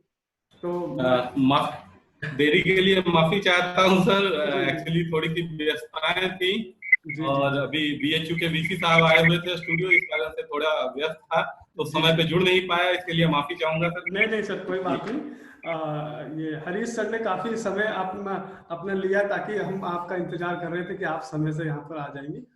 तो मैं ये अपने प्रफुल्ल सर को बुलाने से पहले हमारे जो एक शोधार्थी हैं, उन्होंने बहुत अच्छा सर एक शोध सार मुझे कल शाम ही भेजा, तो मुझे लगता है वो उनको हमको थोड़ा सा संक्षेप में ही वो अपनी बात रखेंगी। नेहा कुमारी जी, अगर मेरी आवाज सुन रही है तो अपने को अनम्यूट कर लीजिए। तो वो काफी ये ललित नारायण मिथिला विश्वविद्यालय दरभंगा से पीएचडी कर रही हैं, और सर इनका टॉपिक है विश्व की तीसरी आंख, अनुवाद। तो मैं नेहा जी से अनुरोध करूंगा कि कम शब्दों में अपनी बात को रखें और अपने बाकी जो साथियों का ये है इनको लाभान्वित करें। नेहा जी। हाँ, हेलो सर, नमस्कार। मैं नेहा कुमारी, और मेरा विषय तो आपने कह दिया है, विश्व की तीसरी आंख, अनुवाद। भारतीय मानस जन्मजात अनुवादक है। धार्मिक, सांस्कृतिक, बहुलतावादी भारत की सबसे खासियत की है यह है कि अनुवाद के माध्यम से वह एक दूसरे के मन मानस में निरंतर अंतर्गमन करता है। इसी वजह से एक अदृश्य भाषिक सूत्र में पूरे भारतवर्ष को ही नहीं, विश्व मानस को बांध रखा है। बहुभाषिक, सांस्कृतिक, कायांतरण, भाषांतरण, आत्मांतरण की इस योग भूमि का सूत्रधार अनुवाद ही है। नेतृत्व की यह अनुवाद यात्रा भारत की भौगोलिक सीमाओं में ही कैद नहीं है, अपितु वैश्विक स्तर पर अपना प्रसार कर रही है। अनुवाद के बिना किसी भी देश की साहित्य संपदा का विनष्ट होना निश्चित है। अंतर्राष्ट्रीय मंच पर दो भाषाओं के बीच अनुवाद ने ही सेतुओं का निर्माण किया है। बहुभाषिकता निश्चित रूप से किसी भी देश की समृद्धि का मापक मंत्र है। भाषा और सांस्कृतिक वैविध्य न केवल अनुवाद पाटों को चौड़ा करते हैं, अपितु उदारता और सहिष्णुता के द्वार भी खोलते हैं। अनेक भाषाओं का ज्ञाता कोई एक व्यक्ति नहीं हो सकता। एक दूसरे पर निर्भरता के कारण व्यक्ति को अनुवाद का सहारा लेना ही पड़ता है। जैसा कि हम जानते हैं कि हिंदी भारत की गंगा ही नहीं, राष्ट्रीय शरीर की आत्मा है। हिंदी भारत की राष्ट्रवाणी है। अनुवाद की महत्तम भूमिका के कारण ही हिंदी आज विश्व की सबसे शक्तिशाली भाषा के रूप में उदित हो रही है। अनुवाद के सहारे ही हिंदी में विचारों का आवागमन बढ़ा है। हिंदी के वैश्विक परिदृश्य का आवागमन बढ़ा। हिंदी के वैश्विक परिदृश्य को अनुवाद ने ही अधिक प्रामाणिक एवं प्रभावशाली बनाया है। क्षण क्षण बदलते विश्वग्राम की प्रत्येक हलचल में अनुवाद की ही अन्यतम भूमिका है। अनुवाद ने ही भारतीय साहित्य की नहीं, ग्लोबल संदर्भों में ही हिंदी के प्रचार प्रसार के असंदिग्ध भूमिका का निर्वहन किया है। वह साहित्य हो या सूचना प्रौद्योगिकी का क्षेत्र या ज्ञान विज्ञान का अथवा सांस्कृतिक विमर्शों का शोध मंथन, सभी क्षेत्रों में अनुवाद ने ही भारतीय कला संदर्भों और मूल्यों को ग्लोबल चिंतन मनन से सीधे जोड़ दिया है। धन्यवाद सर। बहुत बहुत धन्यवाद नेहा जी, आपने बड़ी तीव्र गति से अपना जो शब्दों को रखा। आपने बिल्कुल सही कहा कि वास्तव में अनुवाद जो आप कह रही थी कि जो तीसरी आंख की जो आपने बात की, और साहित्य ये एक अनुवाद हमारे दूसरे साहित्यों से एक तरह से जुड़ने के लिए सेतु का काम करता है।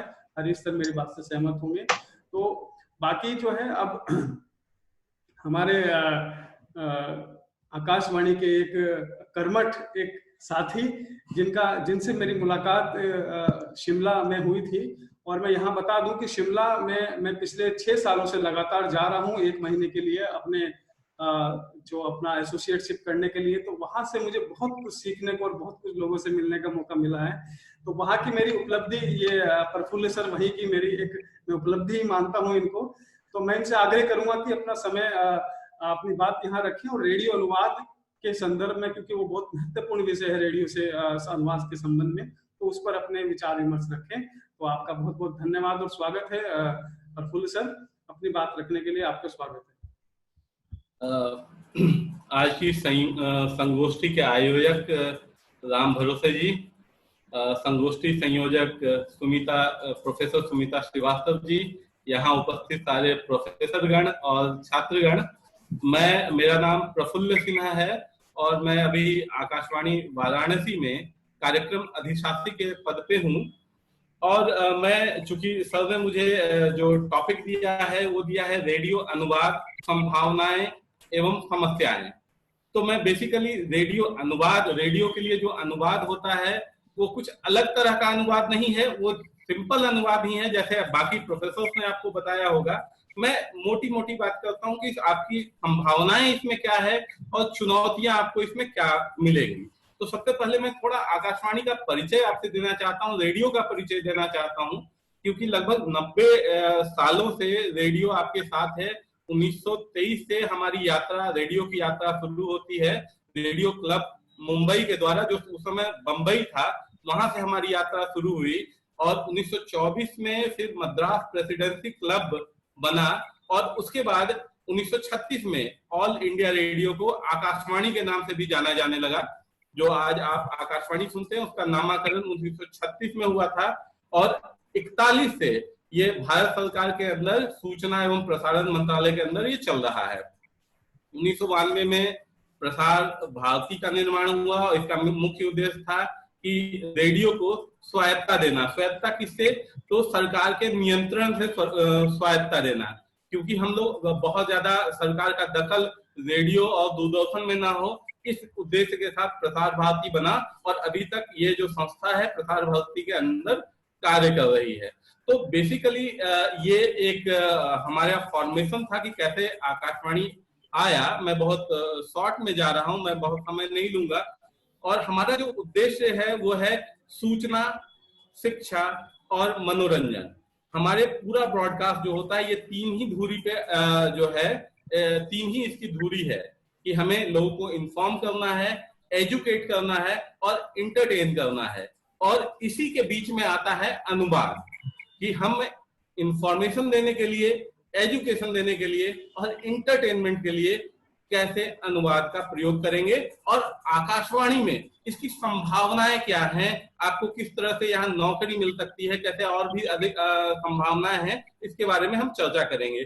अभी जो आकाशवाणी है वो लगभग 100%, 99.2 एग्जैक्ट फिगर है, 99.2% जनसंख्या तक, लगभग पूरी जनसंख्या तक पहुंच रही है और 92% भूभाग तक इसकी पहुंच है। और अभी लगभग 479 केंद्र पूरे भारत में जो है हमारे कार्यरत हैं। हर शहर में, हर बड़े शहर में आपको आकाशवाणी का एक केंद्र मिल जाएगा जहां से सूचना, शिक्षा और मनोरंजन का प्रसारण हो रहा है। इसके अलावा 663 ट्रांसमीटर पूरे भारत में हमारे लगे हुए हैं, जिनका काम है कि निर्बाध रूप से आप तक जो है शिक्षा और मनोरंजन का जो प्रसारण हो रहा है वो आपके रेडियो सेट तक पहुंचा सकें। एक और छोटी सी बात मैं बताना चाहता हूं कि जब चीजें बदल रही हैं, ग्लोबल हो रही हैं, तो रेडियो भी ग्लोबल हो रहा है। और आज के समय में रेडियो जो है वो आपके मोबाइल पे आ गया है, एफएम के द्वारा नहीं, ऐप के द्वारा। तो हमारा लगभग सारे केंद्र जो हैं ऐप पे सुने जा रहे हैं। तो आज के समय में जो रेडियो है वो विश्व में कहीं से भी आप आकाशवाणी के कोई भी केंद्र सुन सकते हैं। तो जब हम अब मैं बात करता हूं रेडियो में अनुवाद की संभावनाओं पे कि क्या संभावनाएं हैं यहाँ। तो सबसे पहले मैं चर्चा करता हूं कि कहां कहां अनुवाद की जरूरत आकाशवाणी में पड़ती है। जैसे हमारे यहाँ कई ऐसे प्रभाग है, प्रभाग मतलब सेक्शन, ऐसे सेक्शन हैं जहां अनुवाद की जरूरत पड़ती है।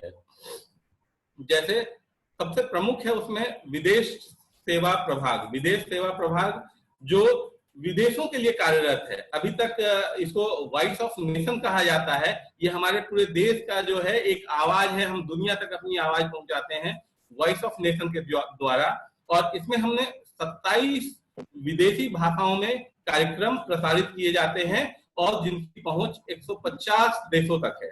तो आप समझिए कि इसमें संभावनाएं कितनी है। यदि 27 भाषाओं में रेडियो का प्रोग्राम जा रहा है और 150 देशों में सुना जा रहा है, तो हमें जो हमारा कंटेंट है, हिंदी और अंग्रेजी का जो कंटेंट यहाँ हमारा जनरेट होता है, जो यहाँ हम प्रोग्राम बनाते हैं, उनको इन 27 भाषाओं में अनुवादित करने की आवश्यकता पड़ती है। हम उसको ट्रांसलेट करते हैं, तब वो विविध भाषाओं में उसका प्रसारण किया जा सकता है।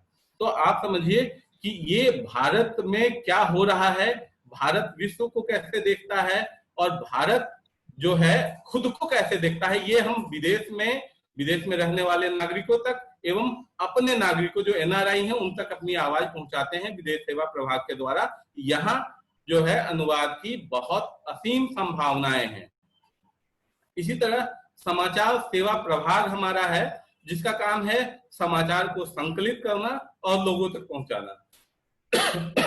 अभी आकाशवाणी लगभग प्रतिदिन 500 से अधिक बुलेटिन जो है, समाचार बुलेटिन प्रसारित करता है, जिसमें 44 क्षेत्रीय भाषाओं में जो है समाचार प्रसारित किए जाते हैं। तो ये भी एक समझने की बात है कि क्षेत्रीय भाषाओं में जब हम प्रसारित कर रहे हैं तो क्षेत्रीय भाषाओं में अनुवाद भी किया जाएगा। तो यहाँ भी एक असीम संभावनाएं हैं कि क्षेत्रीय भाषाओं में समाचार का अनुवाद किया जाए। इसी तरह क्षेत्रीय भाषाओं के बाद क्षेत्रीय बोलियां और जनजाति बोलियों में भी हमारे कार्यक्रम आते हैं। जैसे जब मैं शिमला में था तो शिमला ऐसे छोटे से हिमाचल जैसे छोटे से प्रदेश में 11 जो है बोलियां थी। एक छोटे से प्रदेश में 11 बोलियां थी और इन सारी बोलियों में हम समाचार प्रसारित कर रहे थे। तो वहां भी जो है इन बोलियों में अनुवाद किया जाता है। इसी तरह अलग अलग राज्यों में जो वहां की जनजाति बोलियां हैं या लोकल बोलियां हैं, डायलेक्ट्स हैं, उनमें अनुवाद, समाचार का अनुवाद किया जाता है। तो वहां भी काफी संभावनाएं हैं नौकरी की भी और अनुवाद की भी। अनुवाद भी आपको करना है और इसमें आपको नौकरी भी मिलती है। तो अभी एक और, जब से प्रधानमंत्री श्री नरेंद्र मोदी जी हमारे प्रधानमंत्री बने हैं, तब से एक कार्यक्रम मन की बात का प्रसारण लगातार रेडियो के माध्यम से हो रहा है। तो ये जो मन की बात जो कार्यक्रम है उसके प्रसारण के तुरंत बाद इसका प्रसारण क्षेत्रीय बोलियों और भाषाओं में भी किया जाता है। तो कुल मिलाकर के बात यह है कि आकाशवाणी में अलग अलग कार्यक्रमों के लिए, अलग अलग प्रभागों के लिए अनुवाद की आवश्यकता पड़ती है। ये अनुवाद विदेशी भाषाओं में भी है, देश की अन्य भाषाओं में भी है, लोकल बोलियों में भी है और जनजाति बोलियों में भी है। तो इतने बड़े पैमाने पे जहां आकाशवाणी की पहुंच है, वहां हमें अनुवाद की आवश्यकता पड़ती है। और इसके लिए समय समय पे आकाशवाणी में जो है अनुवादक के पोस्ट जो है, पद जो है निकाले जाते हैं। इसके लिए आपको जो है दोनों भाषाओं में, जो दो भाषाएं, एक अंग्रेजी हिंदी के अलावा एक अन्य भाषा जिसके लिए वो आवेदन आया है, उसकी जानकारी होना आपको बहुत ही आवश्यक है, तभी आप अनुवाद कर पाएंगे। इसके अलावा कमेंट्री में, प्राइवेट एफएम चैनल्स में, सामुदायिक रेडियो में, वेब रेडियो में और पॉडकास्ट में आपको अनुवाद की संभावनाएं मिलती हैं। तो ये इतना बड़ा ये क्षेत्र है रेडियो का कि आपको इसमें हर साल बहुत भारी मात्रा में नियुक्तियां होती हैं, जिसमें आप अनुवादक के पोस्ट पे अप्लाई कर सकते हैं और नौकरी पा सकते हैं। और इसके अलावा मैं अब बात करता हूं कि रेडियो अनुवादक में क्या क्या गुण होने चाहिए, क्या रिक्वायर्ड है आपको अनुवाद करने के लिए। रेडियो में यदि आपको अनुवाद करना है तो क्या बेसिक जानकारी होनी चाहिए। जैसा कि बाकी यहाँ के वक्ताओं ने आपको बताया होगा कि अनुवाद कैसे करें, रेडियो का अनुवाद भी बिल्कुल वैसा ही है। कुछ अंतर है जो उन कुछ पॉइंट को मैं यहाँ रखता हूँ आपके सामने। सबसे पहले मुझे लगता है कि रेडियो के लिए अनुवाद करने के लिए रेडियो का श्रोता होना बहुत जरूरी है। जब आप रेडियो सुनेंगे तो आप रेडियो की भाषा को जानेंगे। रेडियो की भाषा एक साहित्य की भाषा नहीं है, रेडियो की भाषा आमजन की भाषा है।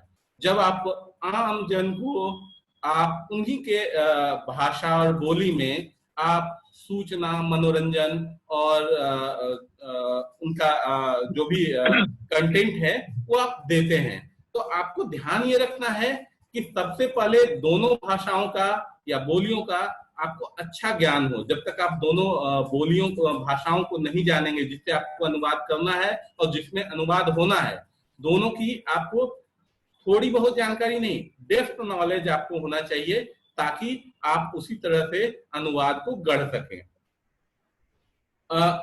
अनुवाद के दौरान आपको उपयुक्त जो है रेडियो के लिए जो उपयुक्त शब्द हैं उसका चयन करना बहुत जरूरी है। क्योंकि मैंने पहले कहा कि आपको रेडियो सुनना बहुत आवश्यक होगा। रेडियो आप सुनेंगे तो आपको पता चलेगा कि रेडियो की भाषा कैसी है और रेडियो में किन शब्दों का प्रयोग होता है और किन शब्दों का प्रयोग नहीं होता है। कुछ शब्द ऐसे होते हैं जो लिखने में प्रयोग होते हैं, वो बोलने में बहुत अच्छे नहीं लगते, रेडियो पे उनका प्रयोग नहीं होता। जैसे मैं कोई एग्जांपल आपको देता हूं, जैसे उपर्युक्त, आदि, इत्यादि, अधोलिखित, ऊपर लिखित, तो ये सब आप रेडियो में ये सब चीजों का प्रयोग नहीं, इन शब्दों का प्रयोग हम नहीं करते हैं। क्योंकि यदि हम कहा जाए उपरोक्त बातों का, तो उपरोक्त का कोई मतलब नहीं होता रेडियो में। क्योंकि रेडियो सुनने वाला एक व्यक्ति किसान भी हो सकता है, एक गृहिणी भी हो सकती है, एक छात्र भी हो सकता है, कोई भी समाज का कोई भी ग्रास रूट लेवल का कोई भी व्यक्ति हमारा श्रोता हो सकता है। और वो रेडियो में एक खास बात और है कि टीवी, क्योंकि आप जब टीवी देखते हैं तो आपको वहां उपस्थित रहना होता है, आप उसमें अपनी इंद्रियों को लगाते हैं। लेकिन रेडियो आप काम करते वक्त, खाना बनाते वक्त, किसानी करते वक्त, बात करते वक्त भी आपका रेडियो चालू होता है और आप सुन रहे होते हैं। तो ये पैसिव लिसनिंग ज्यादा होती है। तो आपको ये ध्यान अनुवाद में रखना होता है कि बहुत सरल शब्दों में आपको अनुवाद करना है, बहुत छोटे छोटे वाक्यों में अनुवाद करना है। क्योंकि एक बार किसी व्यक्ति को समझ नहीं आई तो वो दोबारा उसको नहीं समझ सकता, क्योंकि वो दोबारा वो शब्द लौट के नहीं आना है उसके पास, ना कोई विजुअल उसके पास है जिससे वो एक इमेजिन कर ले कि क्या कहा गया था। तो आपके पास सिर्फ आपकी भाषा है, अपनी भाषा से ही उसको समझा सकते हैं कि आप कहना क्या चाह रहे हैं और आप क्या कह रहे हैं। तो आपकी भाषा पे बहुत ध्यान देना है, वहां छोटे छोटे शब्दों का प्रयोग करना है, बहुत आम बोलचाल की भाषा को रखना है और शब्द बहुत ही सरल होने चाहिए। कठिन और क्लिष्ट शब्द का प्रयोग बिल्कुल नहीं करना है रेडियो में। कोई डिक्शनरी लेके रेडियो नहीं सुन सकता, इसका आप ध्यान रखें। किताब आप पढ़ते हैं, आपको दो शब्द का मतलब नहीं पता होता, आप डिक्शनरी खोल सकते हैं, गूगल कर सकते हैं, लेकिन रेडियो में ऐसा करना संभव नहीं होता। तो सबसे ज्यादा जरूरी ये है कि आप जब भी रेडियो के लिए अनुवाद कर रहे हो तो उस बोली में क्या सरल शब्दावली है, लोग कैसे, लोकाचार में कैसे बोला जा रहा है, उस भाषा को, उस बोली को कैसे बोला जाता है, उसका प्रयोग करना नितांत आवश्यक है। एक और दिक्कत ये आती है, जब हम अंग्रेजी से या हिंदी से अनुवाद करते हैं तो चूंकि हिंदी और अंग्रेजी मुहावरेदार भाषा है और बोलियों में हो सकता है उसका मुहावरा जो है उसी तरह का नहीं हो, शब्दानुवाद उसका ना हो पाए, तो भावानुवाद का ज्यादा ध्यान रखना जरूरी है कि आप उसका भावानुवाद करें और उसको इस तरह से अनुवाद करें कि लोग उसके मर्म को समझ पाएं। जैसे मैं आपको एक बताता हूं कि जैसे मोदी प्रधानमंत्री श्री नरेंद्र मोदी जी जब मन की बात करते हैं तो जिस भाषा शैली में वो बात करते हैं, जब हम उसको अनुदित करते हैं बोलियों में, लोकल भाषाओं में, डायलेक्ट्स में, तो इसका ध्यान रखा जाता है। जरूरी नहीं कि जिन शब्दों का उन्होंने प्रयोग किया हो एग्जैक्ट वही शब्द उस बोली का वहां उपयोग किया जाए, ये जरूरी नहीं होता। मुख्यतः जरूरी ये होता है कि जिस भाव का उन्होंने प्रयोग किया है वो भाव लोगों तक पहुंच जाए। तो भावानुवाद बहुत जरूरी है, सरलीकरण उसका होना जरूरी है, आम बोलचाल का होना जरूरी है, आसान शब्दों का होना जरूरी है, और ज्यादा मुहावरेदार, आंकड़ेदार ये भाषाओं को मतलब इन चीजों को आप रेडियो की भाषा में सम्मिलित नहीं किया जाता है। तो मोटा मोटी जो है ये इन सब छोटी छोटी चीजों का रेडियो के अनुवाद में ध्यान रखा जाता है। और जहां तक मैं बोल रहा हूँ इनकी संभावनाओं के बारे में चर्चा कर रहे थे, जैसे मैं पहले भी बता चुका हूँ कि विदेश सेवा प्रभाग, समाचार सेवा प्रभाग, क्षेत्रीय बोलियों के कार्यक्रम, जनजाति बोलियों के कार्यक्रम, मन की बात, कमेंट्री, प्राइवेट एफएम, सामुदायिक रेडियो, इन सारी चीजों में आपको असीमित संभावनाएं अनुवाद की हैं। लेकिन यदि आपको रेडियो के क्षेत्र में अनुवादक के तौर पे अपना करियर बनाना है तो सबसे ज्यादा जरूरी है आपका रेडियो से जुड़ना और रेडियो सुनना। क्योंकि जब इसकी कोई परीक्षा होती है, कोई टेस्ट होता है, तो आपको सीधे रेडियो की भाषा में अनुदित करने के लिए दिया जाता है, जो लिखने की भाषा ना होकर के बोलने की भाषा है। तो इसका हमेशा ख्याल रखना होता है कि हम जब भी कुछ भी लिखें तो बोलने वाली भाषा में लिखें, ना कि लिखने वाली भाषा में लिखें। हमारा कुछ भी लिखा लिखने की भाषा में नहीं होता। ये एक आप कह सकते हैं एक अजीब बात है कि लिखते हैं हम, लेकिन उसको बोलने के लिए लिखते हैं, उसको लिखने के लिए नहीं लिखते, उसको हम संकलित करने के लिए नहीं लिखते, उसको रिकॉर्ड करने के लिए लिखते हैं। तो इसका हमेशा आपको ध्यान रखना है। जो छात्रगण इसको सुन रहे हैं उसका ध्यान रखें कि रेडियो में अनुवादक के तौर पे जुड़ना है तो आपको रेडियो सुनना होगा, और रेडियो सुनने के बाद आपको अपनी भाषा को उसी के अनुरूप ढालना पड़ेगा, अपने अनुवाद को उसी के अनुरूप ढालना पड़ेगा, और आपको जनग्राही बनना पड़ेगा कि जिससे हम जन जन तक पहुंच जाएं। क्योंकि मैंने आपको बताया कि हम 100%, 100% जो है जनसंख्या हमारा जो है वहां तक हमारी पहुंच है, तो हम वहां तक के लोगों तक अपनी पहुंच, अपनी भाषा से पहुंच बना सकें और उनको अपने मैसेज को कन्वे कर सकें। तो इसका आपको विशेष ध्यान रखना है। अब मैं बात करता हूं कि इसमें चुनौतियां क्या हैं।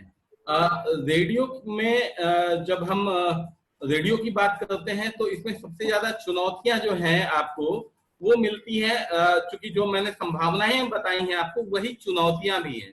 चुनौतियां हैं जनता तक पहुंचने की, चुनौतियां हैं एक किसान तक पहुंचने की, एक मजदूर तक पहुंचने की, और एक अनपढ़ आदमी तक पहुंचने की। जब हमको अनपढ़ आदमी तक पहुंचना है तो उसी की बोली में, उसी की भाषा में, उसी के लोकाचार में पहुंचना पड़ेगा। यदि हम वहां बहुत क्लिष्ट भाषा का प्रयोग करते हैं, बहुत बोलचाल जो एक खड़ी बोली का प्रयोग करते हैं, तो शायद हम उतने प्रभावी ढंग से अपनी बात नहीं रख पाएंगे, उन तक हमारी पहुंच नहीं हो पाएगी। हम पे क्योंकि जिम्मेदारी है जनता की, सरकार की योजनाओं को जनता तक पहुंचाने की, तो पहले जनग्राही हमें बनना पड़ेगा अनुवाद में भी। तो जनग्राही होना जरूरी है। ये एक चुनौती के रूप में आप जब लेंगे कि हमें जो है जो ग्रास रूट लेवल का व्यक्ति है उस तक पहुंचना है, तो आपका अनुवाद सही में सफल होगा जब आपकी बात को, आपके अनुवाद को आम जनता ठीक प्रकार से समझ पाएंगे। ठीक है, तो एक बात ये हुआ। दूसरा जो दूसरी जो चुनौती है यहाँ, जो समस्या है यहाँ, आवाज आ रही है? मेरी आवाज आ रही है? आवाज आ रही है प्रफुल्ल सर? आ रही है आवाज, जारी रखिए। अच्छा। अन्य जो समस्याएं हैं अनुवादक की, चूंकि समय समय पे आकाशवाणी में जब अनुवादक के पद आते हैं तो लगभग आप ये मान के चलिए कि 50% से ऊपर के पद जो हैं वो खाली रह जाते हैं। तो इसकी वजह यही होती है कि हमें सही अनुवादक नहीं मिल पाते। अनुवाद जो आज के जो छात्र अनुवाद सीख रहे हैं वो एक तो क्या है ना, आजकल मशीनी अनुवाद ज्यादा आ गया है। आप गूगल ट्रांसलेशन का सहारा लेते हैं और फिर उसको पढ़ के अपनी भावनाओं को उसी में पिरो करके आप अनुवाद कर देते हैं। तो ये शॉर्टकट जो है ना, इस शॉर्टकट से हमेशा बचना चाहिए। रेडियो में ये शॉर्टकट पूरी तरह से मतलब इसके लिए नहीं है कि आप कोई भी शॉर्टकट अपना करके अनुवाद करेंगे तो रेडियो में नहीं चलेगा।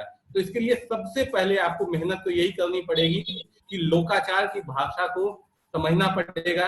यदि विदेश सेवा प्रभाग के लिए आप अनुवाद कर रहे हैं तो विदेशी भाषाओं पे आपकी पकड़ होनी चाहिए, और सिर्फ पकड़ नहीं होनी चाहिए कि आपने किताब पढ़ के वो भाषाएं सीख ली हैं, जबकि आपका उसका प्रयोग भी आना चाहिए।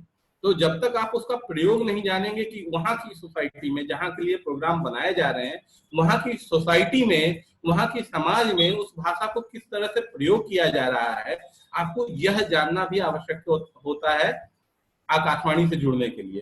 तो इसका विशेष ध्यान रखना है जब भी आप आकाशवाणी के लिए अनुवाद करें या अनुवादक के पोस्ट पे आप अप्लाई करें, तो इसकी प्रैक्टिस बहुत जरूरी है कि आप उस भाषा को उस जगह जहां की वो भाषा है वहां के अनुसार उसको सीखें, उसको समझें और उसका प्रयोग करें। यह निहायत ही जरूरी है।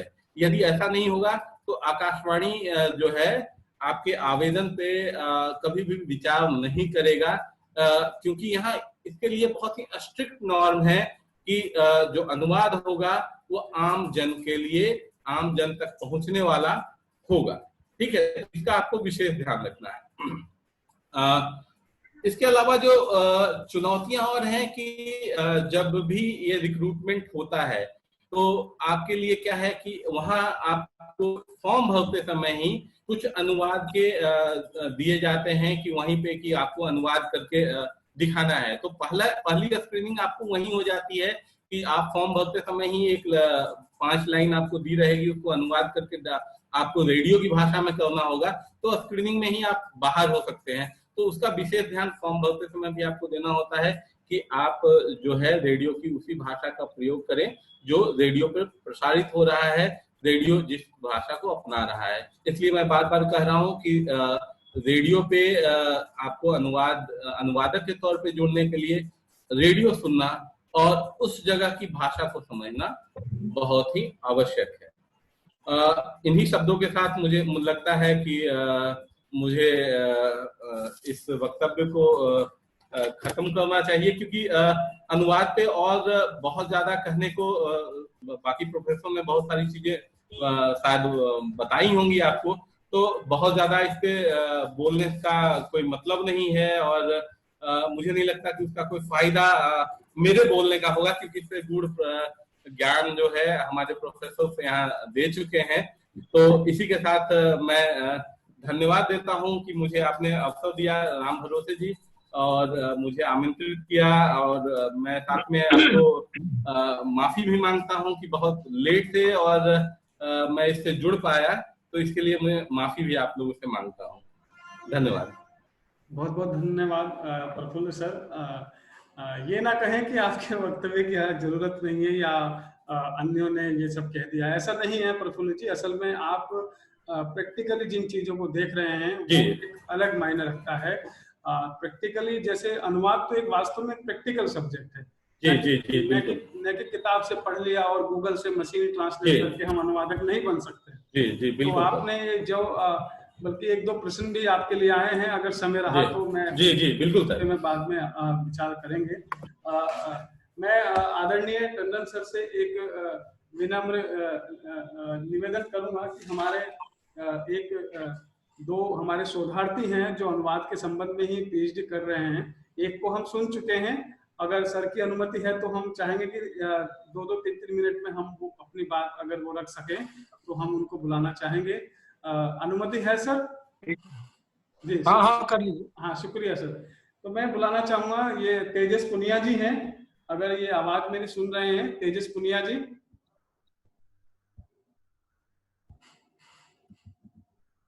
जी सर आ रही है आवाज। हाँ तेजस जी ये राजस्थान विश्वविद्यालय से हैं सर, और मैं तेजस जी से कहूंगा कि वो अपने बातों को सीमित शब्दों में और प्रभावशाली तरीके से कहें। तेजस जी। हाँ जी सर धन्यवाद। मेरा जो विषय है वो है अनुवाद विभिन्न सोपान समस्याएं। आर्टिकल जो है मेरा वो बहुत लंबा चौड़ा है, लेकिन मैं इसको बहुत ही सीमित शब्दों में इसको रखना चाहूंगा। ज्ञान में अंतिम सत्य का अब तक किसी को पता नहीं चला है। सच तो यह है कि संसार में ज्ञान असीम है, और इस असीम ज्ञान दूसरी बात यह है कि संसार का समग्र ज्ञान विज्ञान किसी एक भाषा में नहीं है। ज्ञान की कोई एक भाषा नहीं होती। मानव समाज में अनुवाद इसी पूर्ति के फलस्वरूप अनुवाद का जन्म हुआ है। जिस प्रकार अनुवाद का महत्व, उपयोगिता, प्रगति और सुसंवाद से संबंध है, उसी प्रकार अनुवाद कार्य हमेशा व्यवस्था से प्रभावित एवं संचालित होता है। जो समाज जितना अधिक ज्ञान पिपासु, उदार और स्वतंत्र, समता तथा बंधुता के मूल्यों से युक्त होता है, जहाँ औरों के धर्म, सिद्धांत एवं संस्कृति के प्रति जितना अधिक आदर एवं जिज्ञासा की भावना होती है, वहाँ उतना ही अधिक अनुवाद कार्य होता है। अनुवाद के 3 चरण हैं। सागर किनारे बैठना अनुवाद का पहला चरण, उसमें उतरना डूबना अनुवाद का दूसरा चरण, आत्मसात कर जल मूल सब अनुवाद का तीसरा चरण, तादात्म्य सांगोपांग जब संतरण अंतिम चरण। ये गोपाल अग्रवाल की पंक्तियां हैं। अनुवाद एक स्वाभाविक प्रक्रिया है। जब हम कोई कथा सुनते हैं तो मन ही मन में अपनी भावनाओं के अनुरूप उसका अर्थ अनुदित करते हैं, निश्चित करते हैं कि किसी भी प्राकृतिक दृश्य को देखकर हमारे हृदय स्थ कर हमारे मन में एक स्वाभाविक प्रतिक्रिया जन्म लेती है। यह वस्तुतः अनुवाद का ही एक रूप है। किसी भी भाषा पर अन्य भाषा के प्रभाव का अध्ययन मूलतः 2 रूपों में संभव है, शुद्ध मनोवैज्ञानिक दृष्टि से और विषय अनुसार पढ़ने वाला प्रभाव। अनुवाद एक प्रायोगिक विधा है जिसमें प्रयोग, प्रयोगजन तथा प्रयोक्ता आदि अनेक तत्व समाहित रहते हैं। अनुवाद की मुख्यतः 3 प्रक्रियाएं होती है: माध्यम, प्रतीक, पाठ। अनुवाद के बारे में स्रोत भाषा और लक्ष्य भाषा अनुवाद के उसका उदाहरण है awake, My little ones, and fill the cup before this poor life liquor in cup be dry। ये उमर खयाम की रुबायत है जिसका लक्ष्य भाषा में अनुवाद किया गया है। उठो मेरे शिशुओं नादान, बुझा लो पी पी मधुरा भूख, नहीं तो तन प्याली शीघ्र जीवन जाएगी मदिरा सूख। वस्तुतः अनुवाद कार्य मानवीय संवेदना का कार्य है। जिस व्यवस्था में वर्ण व्यवस्था तथा अमानवीयता को सदियों से आश्रय मिलता रहा, उसमें अनुवाद परंपरा का इतिहास अत्यंत क्षीण रहा है। हमारे यहाँ अनुवाद की समृद्ध परंपरा 16वीं शताब्दी के उत्तरार्ध से प्रारंभ होती है। अनुवाद में राष्ट्रीय ही नहीं अंतर्राष्ट्रीय भी बनाता है। अनुवाद कर्म राष्ट्रीय सेवा का कर्म है। यह अनुवादक ही है जो 2 संस्कृतियों, राज्यों, देशों एवं विचारधाराओं के बीच सेतु का काम करता है। और तो अनुवादक ही है जो भौगोलिक सीमाओं को लांघ कर भाषाओं के बीच सौहार्द, सौमनस्य एवं सद्भाव को स्थापित करता है तथा हमें एकात्मकता एवं वैश्वीकरण की संभावनाओं से ओतप्रोत कर देता है। इसी दृष्टि से यदि अनुवादक को समन्वयक, मध्यस्थक, संवाहक, भाषाई दूत आदि की संज्ञा दी जाए तो कोई अतियुक्ति नहीं होगी। सबसे अधिक अनुवाद में महत्वपूर्ण क्रिया अंतरण अर्थात परिवर्तन की है जो भाषा के स्तर पर होती है।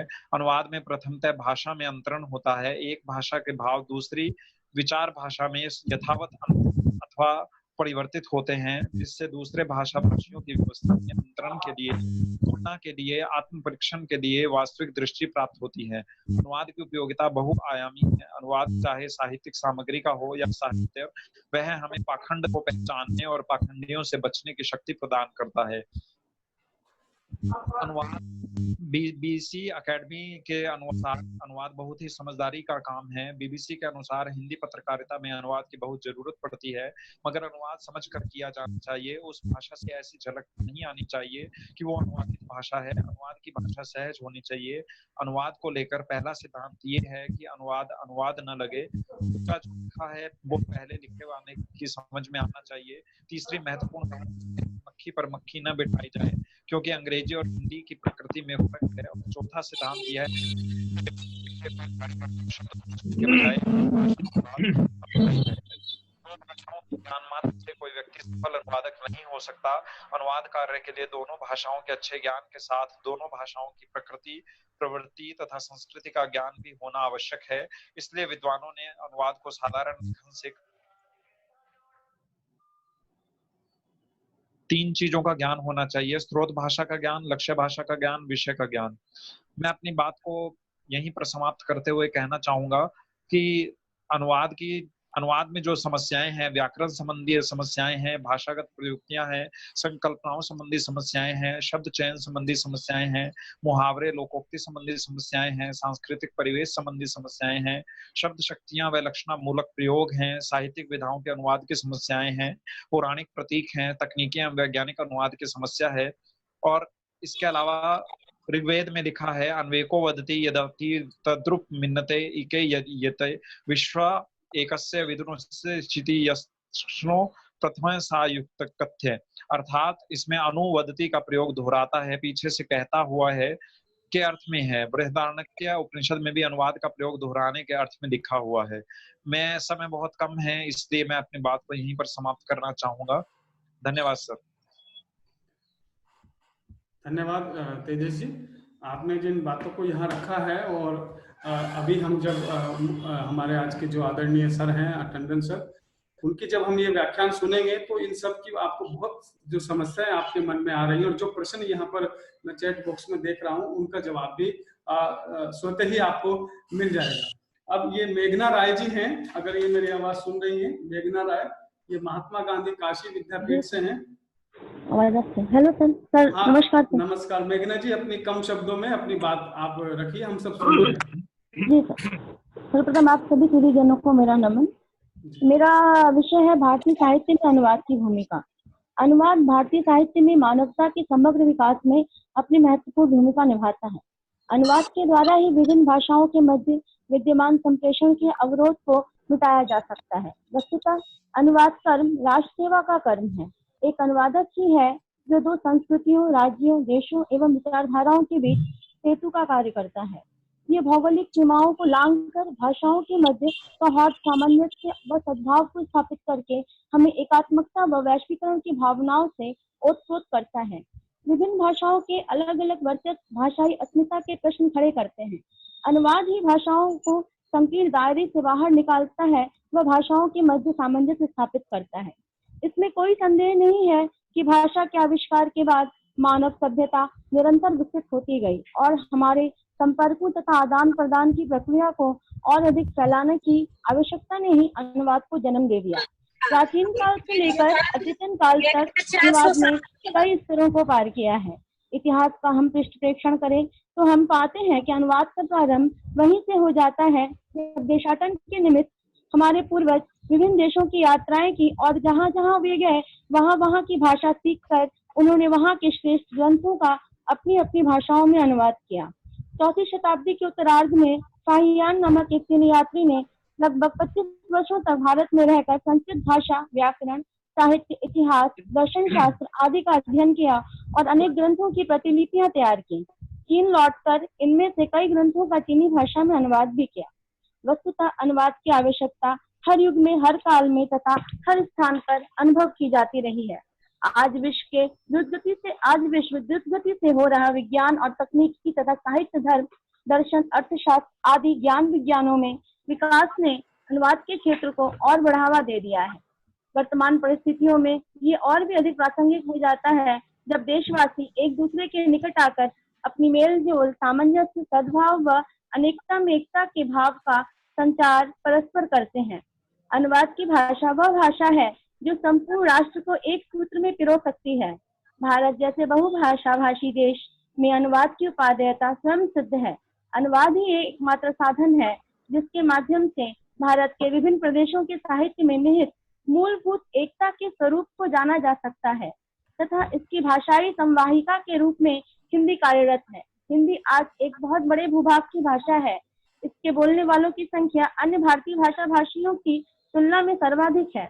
लगभग 50 करोड़ से भी अधिक व्यक्ति यह भाषा बोलते हैं और लगातार इसकी संख्या में उत्तरोत्तर वृद्धि भी हो रही है। इसके अतिरिक्त अभिव्यक्ति, रचना, कौशल, सरलता, सुगमता एवं लोकप्रियता की दृष्टि से भी यह सर्वग्राही बन रही है। हमें इसके महत्व को स्वीकारना चाहिए। संभवतः अनुवाद ही हिंदी को राष्ट्रभाषा के पथ पर ले जाने वाला अप्रत्यक्ष किंतु प्रभावी ठोस कदम का आरंभ भी है। वस्तुतः अनुवाद वो साधन है जो भाषाई सद्भावना की अवधारणा को न केवल पुष्टि ही करता है अपितु भारतीय साहित्य एवं अस्मिता को गति भी प्रदान करने वाला एक सशक्त व आधारभूत माध्यम भी है। यह एक ऐसा अभिनंदनीय कार्य है जो भारतीय साहित्य की अवधारणा से हमें परिचित करवाता है तथा हमें सच्चे अर्थों में भारतीय बना क्षेत्रीय संकीर्णताओं एवं परिसीमाओं से ऊपर उठाकर भारतीयता से साक्षात्कार कराता है। देश के साहित्यिक सांस्कृतिक विरासत के दर्शन अनुवाद से ही संभव हो सकता है। आज यदि गुरुवर रविन्द्रनाथ टैगोर, महाश्वेता देवी, शरद चंद्र, सीताकांत महापात्रा आदि तमाम ऐसे अनगिनत नाम हैं, इन भारतीय भाषाओं के यशस्वी लेखकों की रचनाएं अनुवाद के जरिए ही हम तक नहीं पहुंचती तो हम भारतीय साहित्य संबंधी हमारा ज्ञान कितना सीमित व क्षुद्र होता इसकी हम कल्पना भी नहीं कर सकते हैं। इस प्रकार अनुवाद के माध्यम से संप्रेषण नए नए माध्यमों व आविष्कारों के वैश्वीकरण के नित्य नए क्षेत्र उद्घाटित होते रहेंगे। इस सारी प्रक्रिया में अनुवाद की महती भूमिका रहेगी। इससे वसुधैव कुटुम्बकम की उपनिषदीय अवधारणा भी साकार हो उठेगी। धन्यवाद। बहुत बहुत धन्यवाद मेघना जी, आपने बहुत अच्छे शब्दों में अपनी बात रखी और इसमें कोई दो राय नहीं है कि अनुवाद एक ऐसा माध्यम है कि पूरे विश्व की जो संस्कृति साहित्य को एक जोड़ने का काम कर सकता है। एक प्रश्न यहाँ आया है, मैं आदरणीय गुरुजन टंडन सर को बुलाने से पहले वो प्रश्न यहाँ पहले इसलिए रखना चाहूंगा ताकि अगर टंडन सर उस बीच में उस बात को अगर कह दें तो ये एक लाभ की बात होगी। ये पूछ रहे हैं, रवि कुमार जी हैं, कि न्यूज़पेपर जो पत्रकारिता का क्षेत्र है, द हिंदू अखबार और द टाइम्स ऑफ इंडिया, ये कुछ इन्होंने अंग्रेजी अखबारों के नाम इन्होंने यहाँ लिखे हैं। ये पूछ रहे हैं सर कि इनका अनुवाद क्यों नहीं किया जाता, क्योंकि इनका जो तथ्यात्मक जो विश्लेषण होता है, जो तथ्यपरक जो इनकी सामग्री होती है, ये कह रहे हैं कि उनको सभी लोगों के सामने तक आना चाहिए। अन्य अखबार, इस तरह के जो सामान्य हिंदी के अखबार है, वो ऐसा कार्य नहीं कर रहे हैं। तो ये जानना चाह रहे हैं ऐसा, तो मैं ये सवाल इस पे भी चर्चा होगी। तो अब ज्यादा समय ना गंवाते हुए आज के जो हमारे आदरणीय जो हमारे सर हैं और जिनको सुनने के लिए हम सभी यहाँ इकट्ठा भी हुए हैं, क्योंकि टंडन सर को मैंने जितनी बार भी सुना है सर, मैंने आपको कुछ, अगर आपका एक ही विषय पे 3 जगह व्याख्यान हो रहा है तो ये मान के चलिए तीनों जगह हमें अलग अलग चीजें सुनने को मिलेगी। तो ये एक विद्वता का एक परिचायक है। तो ऐसे सर आज हमारे साथ जुड़े हैं। मैंने एफडीपी पे सर, जो रामानुजन कॉलेज में एफडीपी हुई थी, उस पर मैंने आपके कोई लेक्चर मैंने मिस नहीं किया। जब शेड्यूल में आता था कि टंडन सर आ रहे हैं, तो मैं वहीं से कह रहा हूँ कि सर आपका हर एक संवाद जो होता है, आपकी जो कई विषयों पर, कई संदर्भों पर जो आपकी पकड़ है, तो सर आप सच में एक मैं तो कहूँगा कि अंतर्राष्ट्रीय स्तर के व्यक्ति से आज हमें रूबरू होने का मौका मिला है, जो हमारे ही भारत में निवास कर रहे हैं, तो और बल्कि हमारे भारतीय नागरिक हैं। तो मैं आदरणीय सर आपका विनम्र हाथ जोड़ के करबद्ध प्रार्थना करता हूँ कि सर अध्यक्षता करते हुए इस कार्यक्रम में अपनी बात को रखें और हम सभी को लाभान्वित करें। सर जी।